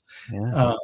And for one woman, the conference worked with the NAD, and they said, okay, we'll do an exception to policy. Great. Then arose a Pharaoh who knew not Joseph, who said, we're not going to do those exceptions to Yeah, policy anymore. that's right. Well, what So there's about no for women stability. who are already serving as chaplains? And men are told, well, you have to be ordained as a local elder before you get a ministerial license. But women were now told last year, you've got to still be elected and serving as a local elder to retain your credentials. And again, the women who were serving in those roles in places where they wouldn't. And how do you go to your church and say, you need to ordain me as a local elder? Mm. You need to elect me. And they went to people who had a reputation for supporting women in ministry and were just ghosted. They couldn't even get people to sit down and talk to them. And many of them are endorsed by other denominations now. My chaplaincy all experience, I also came into contact with people of all different sexual identities and persuasions. And when you're a chaplain, you get to hear with your heart, and you hear the stories, and it becomes less about your experience with a person is less about the doctrine and more about the person's story and connecting with them. When they had the discussion of the new abortion statement, we went from a very nuanced, broad statement on abortion from the 80s and 90s to now a fundamentalist one. And in that debate from that annual council, there were physicians who stood up, there were chaplains who stood up, there were women who stood up who said there's nothing in this document that talks about the real life issues of women who are considering abortion. And they were brushed aside by Wilson and by the chair of the meeting. Yeah, and I told, remember. oh, we'll talk about that in the applications. Yeah. And just dismissed. Yeah. And those were the things that hurt me. Yeah. Shameful, isn't it? Yeah.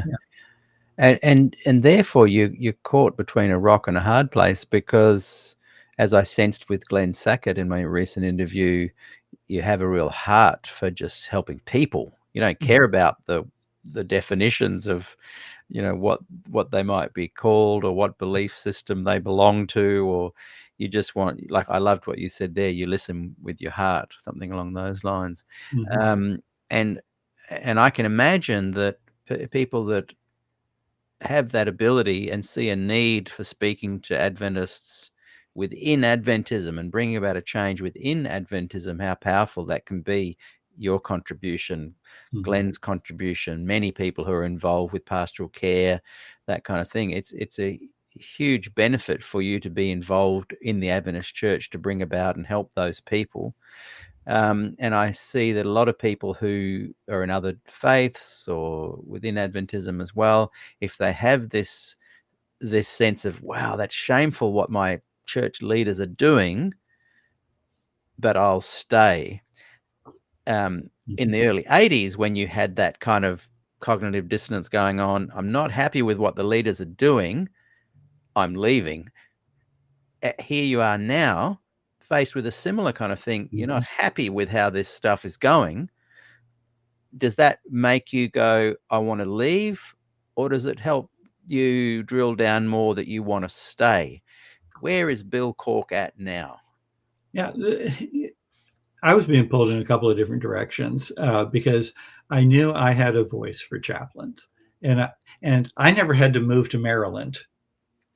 That was when I was hired. Gary Council said, playing off what the Texas Conference had told me, he says, "We want you to come to work for us, but we're not going to make you leave Houston."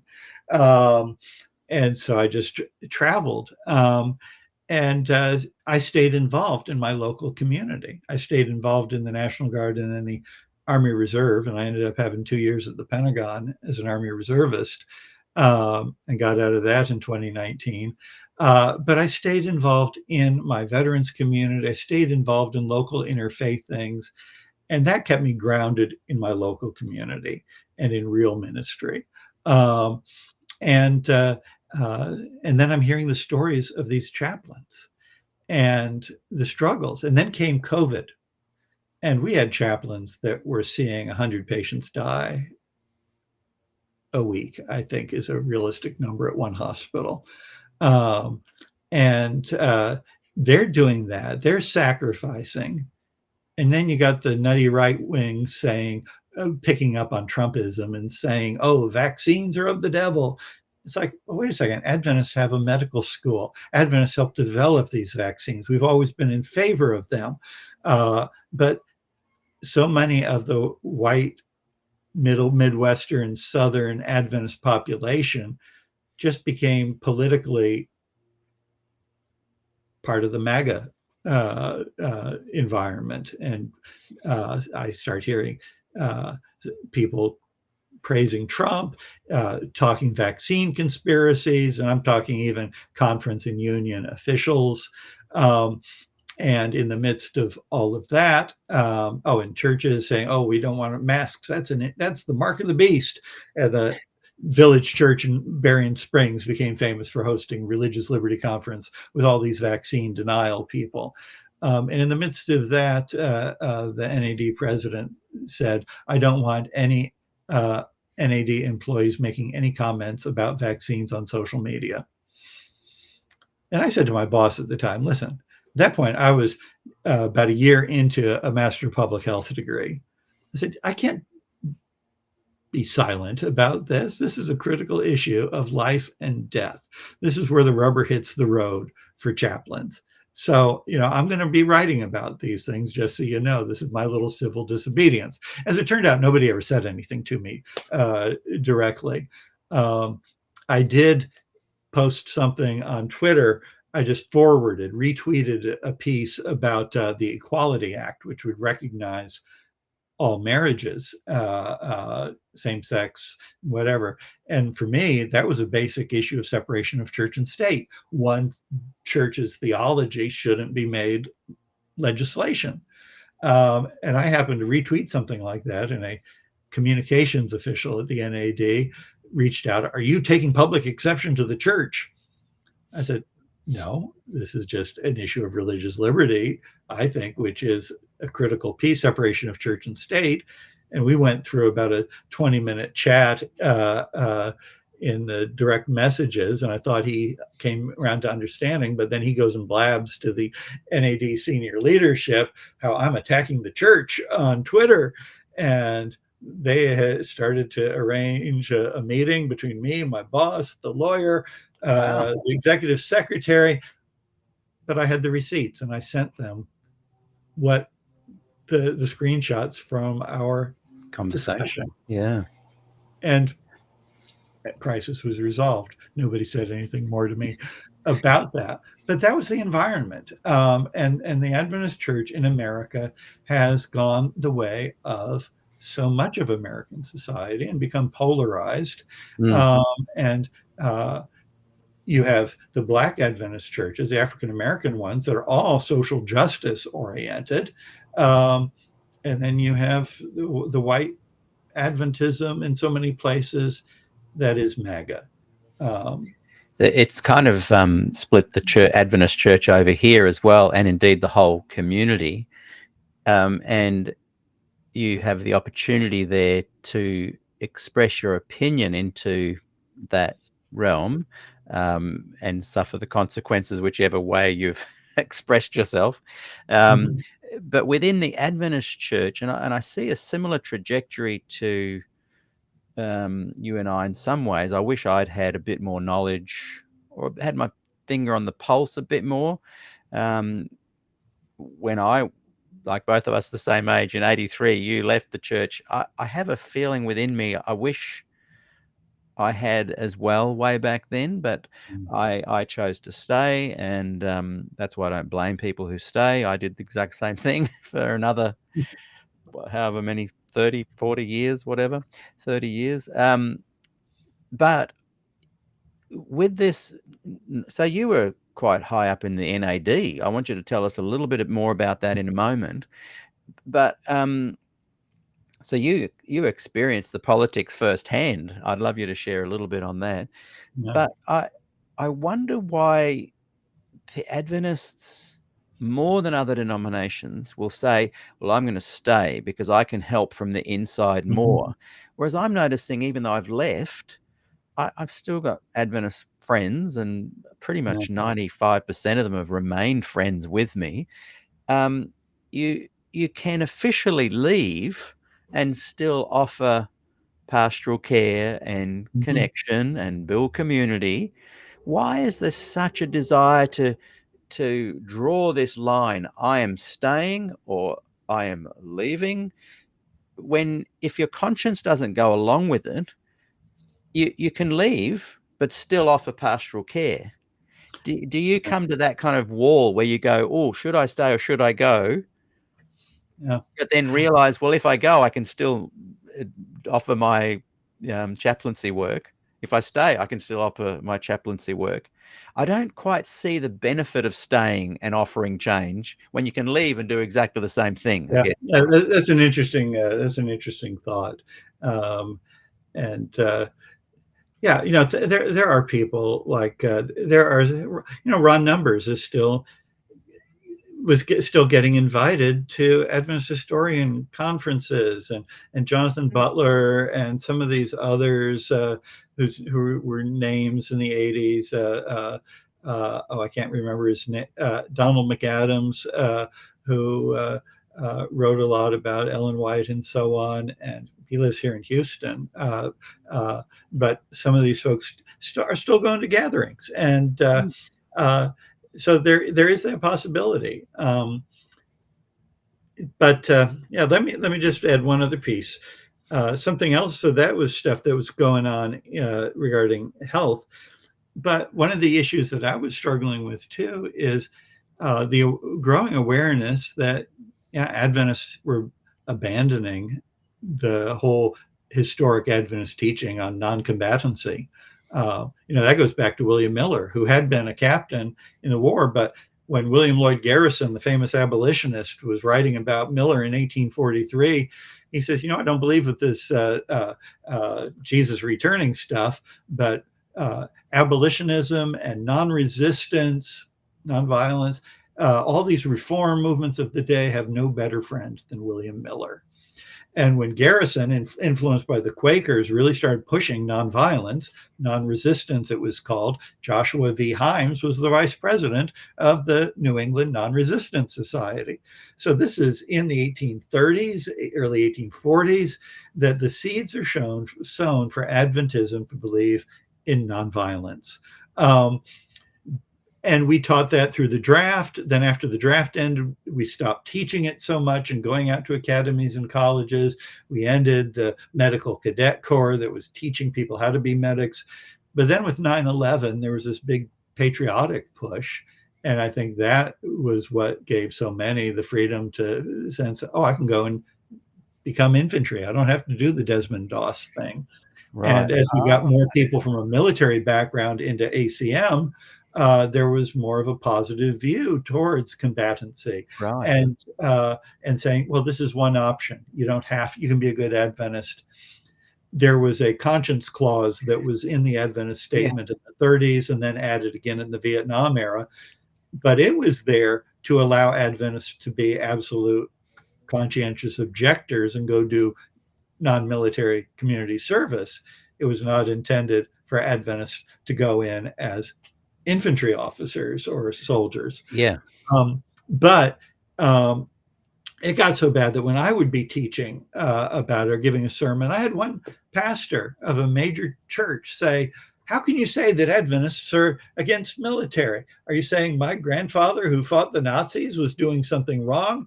And this was a graduate of an Adventist college and of a Master of Divinity at Andrews, and he knew nothing about the Adventist position on military service.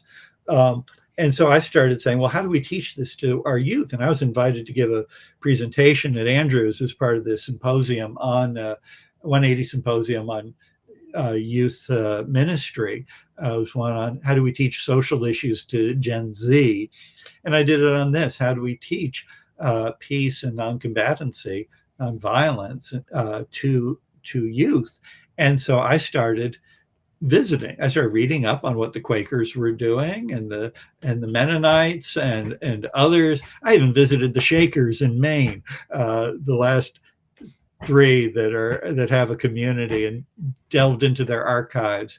And then I started visiting their worship services. And then in the pandemic, I started tuning into the local Mennonite church, which is Mennonite Church USA, which is very inclusive and very social justice, peace oriented. They're very focused on living the values of the Sermon on the Mount and focusing on that simple message of following Jesus. And when things opened up, I started going there more often and really found a haven from the kinds of debates and the power struggles that I was seeing at NAD. Yeah. You working at the NAD, which is that stands for North American Division. North American Division. That's equivalent to our SPD, South Pacific Division, one of 13 divisions, I think, under the main GC. Yep. Or is the GC one of the 13? No, they are divisions of the General Conference. That's it. That's why divisions do not have constituency meetings. That's right. Because and that's why their officers get elected at the General Conference session, because they are divisions of the General Conference. Did you go along, and I'm going to come back to what we were talking about there, because I get a lot of pushback.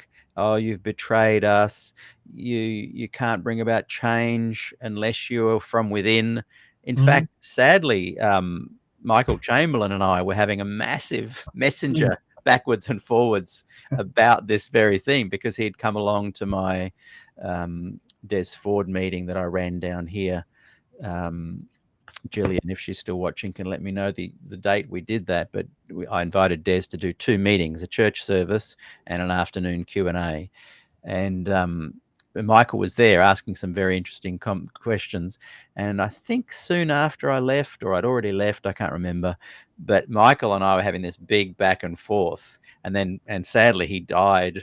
And we still hadn't resolved it. We're still friends. Like, if we'd bumped into each other, which we often did around town, it wasn't a problem. We were just having a robust dialogue. And he was saying, you cannot bring about change if you've left the church. And I said, well, give me an example of that, like where people stay and do bring about positive change, and those who leave don't. And there was just no data on it anyway. But anyway, my point is, so I've got 2 things to just quickly ask you. But and thank you, Gillian. The meeting was February 2016. Yeah, so I think I left later that year. I can't remember exactly. But, and by the way, those 2 meetings are available online, I think, on our SDA Q&A YouTube channel. Very interesting meetings, amazing. One of the last big meetings that Des actually did, we had 350 people in the morning and in the afternoon. And even in those talks that Des Ford did for us that day, he encouraged people to stay as well. So there's a big push to, hey, stay to bring about change. Whereas I'm trying to challenge that and say, actually, I'm finding that you can leave and still have dialogue, friendships, positive change, pastoral care. And those who do stay, I say, well, what have you done in the last nearly 10 years since I left that you've been, if they're challenging me, I challenge them back. What are you doing that's bringing about change? And it turns out we're probably doing similar things or whatever. So I'm just wanting to drill down on, have you left the church again? Are you disgruntled? You're no longer with NAD. Where are you now with that? And does that notion of, well, I'd better stay if I want to continue making a change, offer a sticking point for you? Or do you see that, hang on a second, I can leave and do exactly what I'm doing for my Adventist brothers and sisters? Is that a sticking point, is what I'm wanting to drill down on. And then I have another NAD question. Yeah.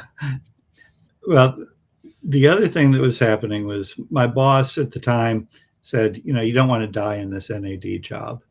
So go do what you need so you can get a good hospital job, like at the VA, do your clinical pastoral education. So he gave me the permission to do more of that. And that was a chance for me to, in a safe setting, really reflect on a lot of these things and where I was in ministry and my sense of call to the community and to people of this much wider variety without the restrictions and the rules and all of that, just to be available, following that example of Jesus. Yes. So I started working on that and got my board certification last summer, but made the decision that I was not going to seek endorsement from the NAD. Yeah. And I went to another endorser who was a good friend of ours. And then applied for, didn't tell my coworkers, but was in the process all last year for getting a position at the VA, which I got in November. I went to the NAD for the last week before last, after I gave my 2 weeks notice, and to do the administrative stuff. And my boss, who had come in for the last year, he said, so we should vote your endorsement next week at our meeting. And I said, I don't need it. I already got another endorsement. Wow. What was the response? Well, he says, I'm sad to hear that, and we'll just have to take some necessary steps. And then he didn't speak to me my final week on the job. Wow. But he said they were going to have, they sent out the minutes or the agenda for the next ACM committee meeting and said that they were going to revoke my endorsement that I had in other areas. And that presumably with that would come a revocation of my credentials. What? I never heard from either of those. Nobody ever gave me any notice. And only the retirement folks have been in touch with me, and they were very gracious. But then I continued a conversation, and I currently have chaplain endorsement and ministerial credentials from the Mennonite Church USA. And that's on my LinkedIn. I put it on my LinkedIn profile, and so it hasn't been a secret. I just haven't trumpeted it. Yeah, exactly. And you've also, the thread I'm hearing from 1983 to 2023 and this year is that you have a love and an interest for all the different denominations. Yeah. You've always had a connection with them, is what I'm saying. Yeah. Yeah, and I've got great relationships here, and I'm part of the. I'm involved with what we have, the Institute for Spirituality and Health, which is a interfaith organization, and I've given presentations at their conferences, and I'm on the state organization, the executive committee for our state suicide prevention council. I do things with the Anti-Defamation League, has a coalition for mutual respect. And these are some of the things I've always been involved in. And being able to see that, the wind blows where it wills, and so is everybody born of the Spirit, Jesus said. That we build our boxes. Another song from the 60s that Pete Seeger used to sing, little boxes on the hillside, little boxes made of ticky-tacky. And we're always trying to box up God and say where he is, where he isn't, who the lines between us and them are. Yeah. Dr. Seuss, the Sneetches. But I've always had that being able to see where is that grace everywhere. Yeah. And in many ways that means that you don't have to be making a decision, and what's unfolding for you, as what I think we said off air, is unfolding in plain sight anyway, Yeah. hidden in plain sight. Yeah. And a lot. And I have Adventists who, I told you I was telling Lauren Seibold about this, and he said, "So when can you teach Sabbath school Yeah, for yeah, me next I don't time?" care. But But I can did they? stop getting. Let me just say, I did stop getting lots of preaching invitations once I was no longer working for NAD. There's a lot of things that come to you because of your position, not because of your person. Oh, that's my fave quote of the day there. Say it again. That's a beauty. And I think former conference presidents can relate to that. If they Yeah. go from leave, they're no longer reelected. And I saw this happen to NAD officials.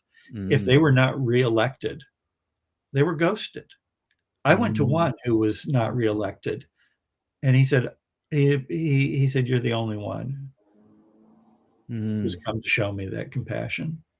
Um, Does it's crazy. does having this idea though that, hey, I'm focusing on Jesus and I'm going where the Holy Spirit leads me, can that be used as a bit of an excuse to not confront the issue of, or the elephant in the room, the theology of Adventism, the Yeah, politics of Adventism? Is it biblical? Can I put my name to that? Can it be a bit of an excuse to say, hey, I'm doing a good thing and I'm going to keep doing that and I'm going to follow Jesus? Not suggesting you are, but can you yeah, see that as a potential way to just not have to deal with some of the big issues and just remain in a holding pattern where you're never truly a landing within Adventism, but you're never yeah. truly taking off, and so therefore you're in a holding pattern, Oh, yeah, yeah, but and I've seen people do that. but justifiably so. Yeah, but anybody who looks at my blog will see that I have plenty of things to say about theological issues. Yeah, and that's kind of where I'm going. I think I have no problem with it. I do not see, for my Yeah, brain, I'm like, cool. I'm kind of asking on behalf of other people who go, what's Bill doing? Like, why does he want to yeah, stay in this holding pattern? Why yeah, not just say, look, I'm not an Adventist anymore again, and take off in the new realm and keep doing what you're doing anyway? yeah. I'm Well, just playing devil's advocate. yeah, How would you and I answer that? posted some recent things more in preparation for this conversation, just so that people could have something that they could go back to. Because, in real life, I'm just putting my it down life there too. is centered on the emergency room at my hospital. And guess Exactly. what? Nobody asks me about 1844. But Nobody asks again, me about any of these things. but They're again, asking, why, where's God in my suffering? but How do I pray? How do I make sense of where I'm at now?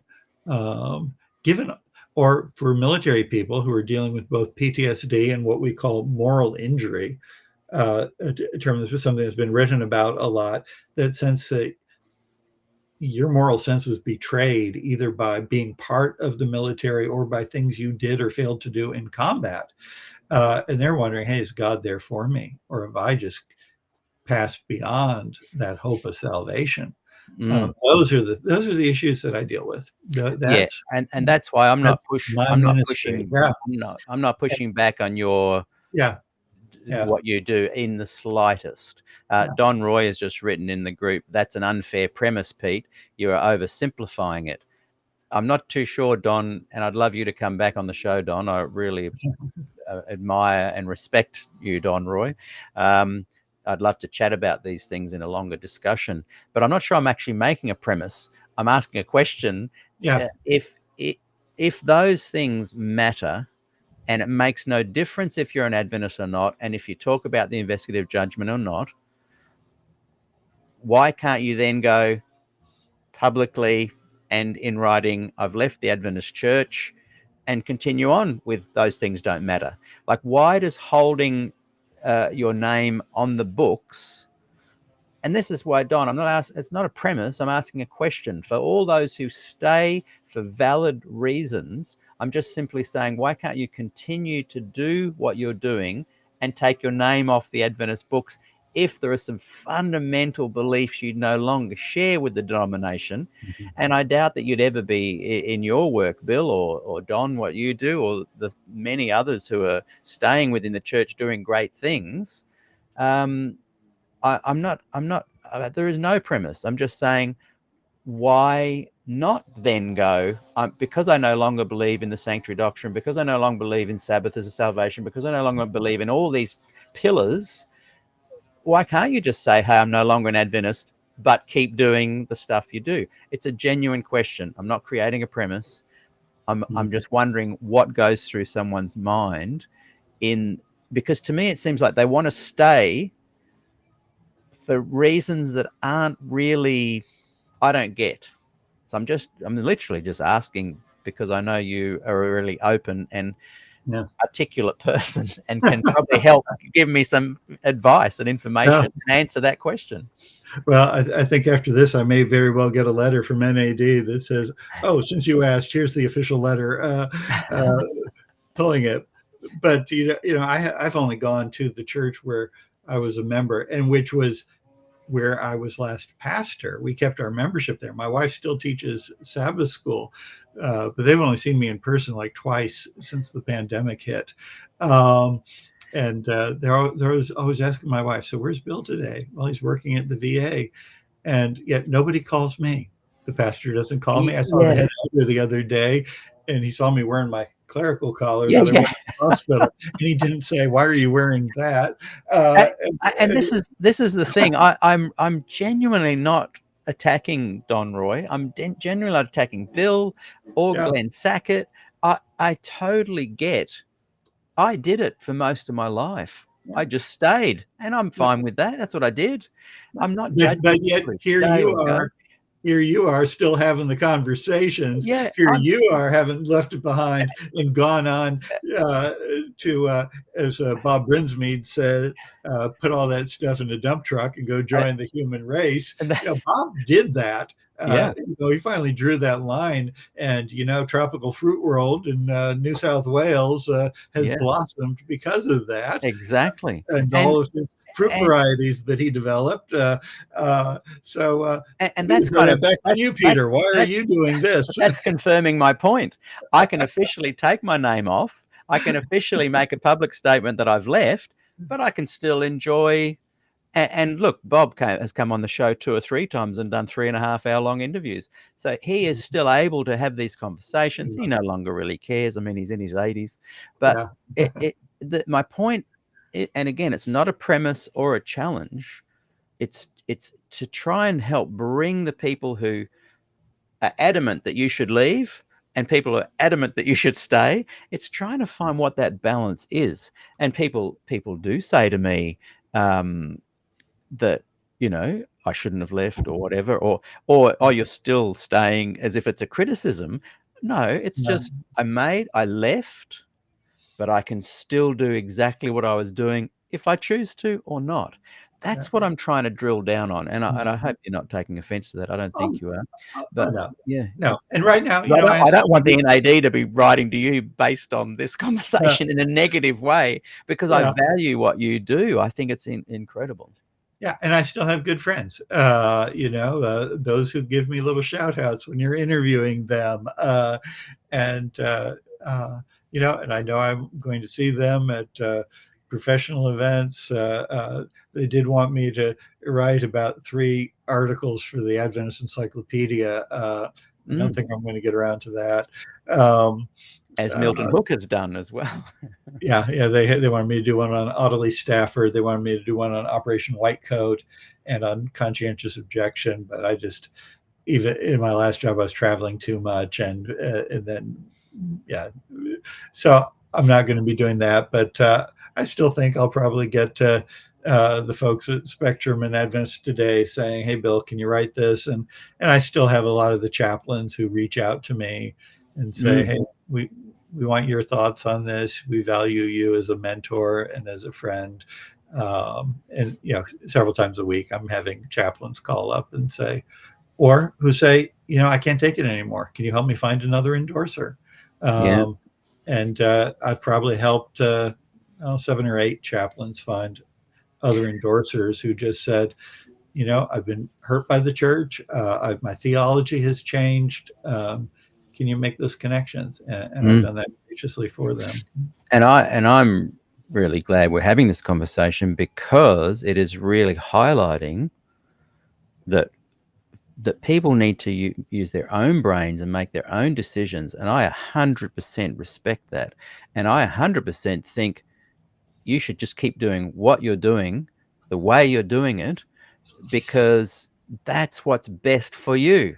Yeah. And it's effective, because you can go, oh, I see the nuances here that others who criticize me or support me or whatever don't see. So you make those decisions based on the nuanced knowing of your own self. And Don Roy has replied, within the limitations of time and place, I believe it's more complex than simply having an imagined influence depending whether in or out. Don, you are confirming exactly what I'm saying. It is complex. And Dr. Don Roy, who I think, are you 81 or 2 now, Don? And you've got your second or third PhD recently.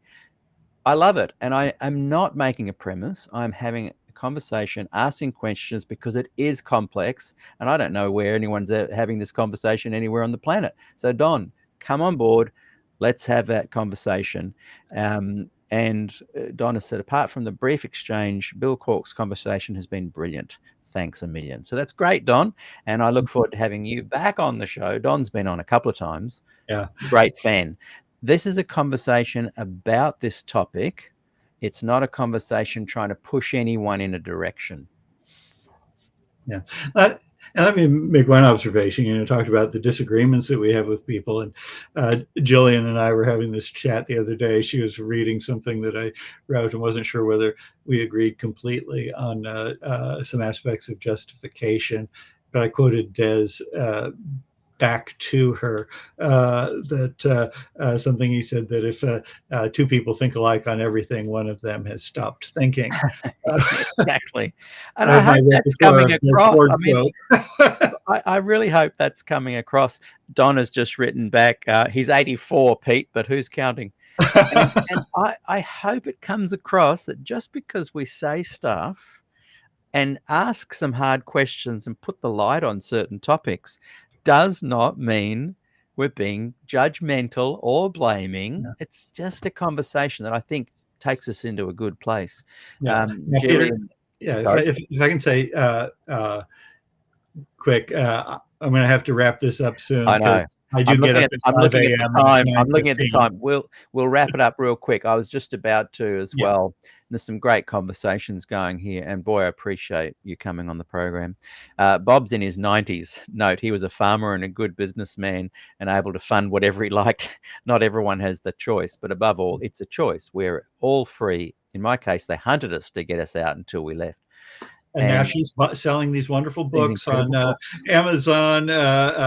Get Jillian Ford's 7-volume series on Glacier View. And there you go, Jill. Fantastic series. Go and buy it now if you're watching. And look, I guess that's my whole point. Jillian, I agree with you. We are all free. And above all, it's a choice. And I love that.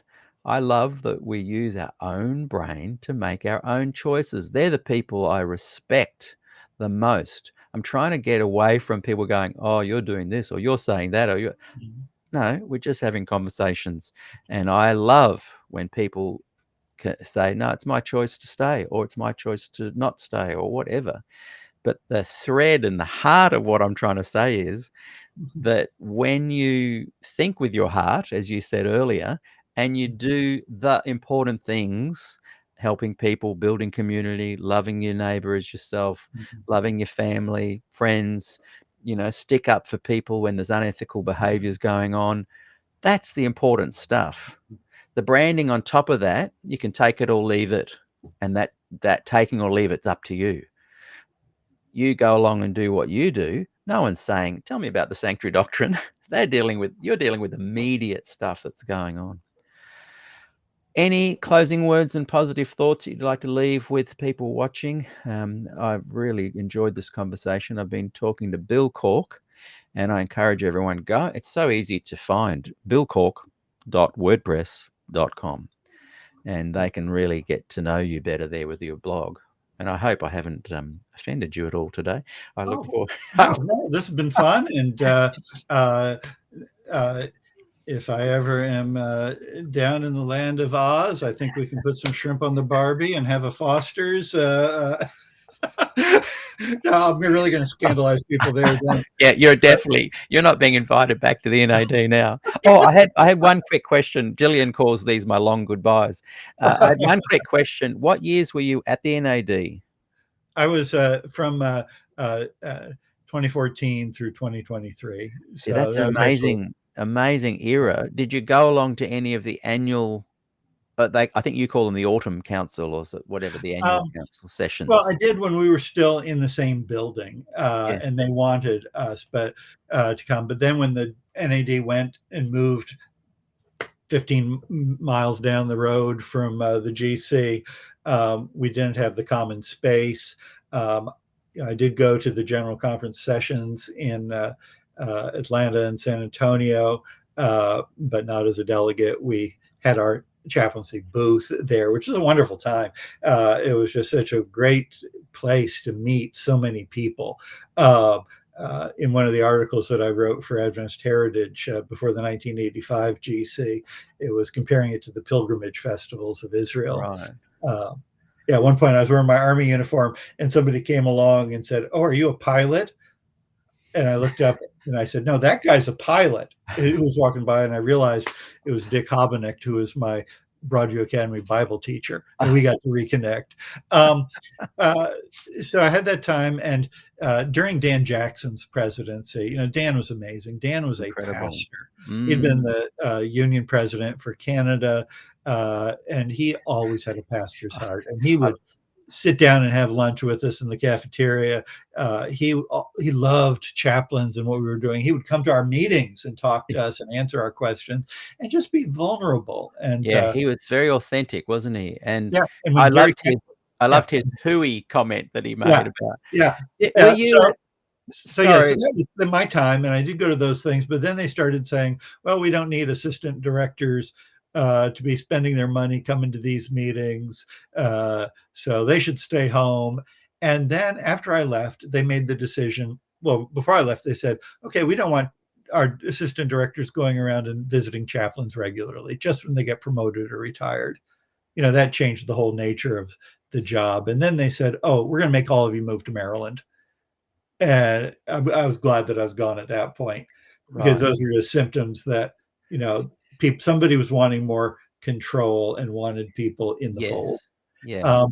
But I'm grateful for my Adventist friends. Those of you who are watching, I love you, and I appreciate and value those friendships. And I'm glad that Peter has done this, and that, Peter, you have this show where you're interviewing people from all walks of life and talking these issues. And it's a unique place where people can come and talk, and that's and be interviewed by you, and that's just a great gift that you are giving. Thank you. Let's just close with a couple of positive comments towards you and this conversation. You have to have this gentleman back, Peter. This is a rich vein. Moto Sapien has written, "Thanks, Bill. Great interview. I'd love to hear you talk theology and explain your positions. We'll get you back and we can do that." Joey has written, "Yes, thank you, Bill. You truly have a pastor's heart." And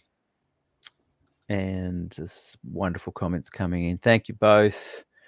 Barry Ford has written, "Nice to meet you, Bill. I encourage everyone to go," and I'll bring it up one more time on the screen in this long goodbye. BillCork.wordpress.com.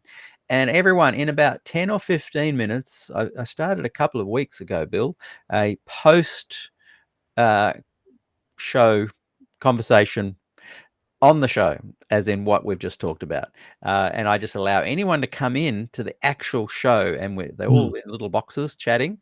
We're going to do that in 15 minutes time, a post-show conversation about this show. And you might be sound asleep by then, Bill. But I wish I could join you, but yes, my pillow is calling, and my wife even came in to get my cat out of my room. Get out of here. And so those watching, in 15 minutes, you will see on YouTube and Facebook us going live, and you'll see a link to join, and just come on. We'll go for about half an hour or so. It'll be short. Thank you, Bill Cork. This has been wonderful. I've really enjoyed our conversation, and I hope we get to do it again. And I look forward to your comments in the group. Thank you. And apologies to your wife, and congratulations on 42 years marriage. Thank you.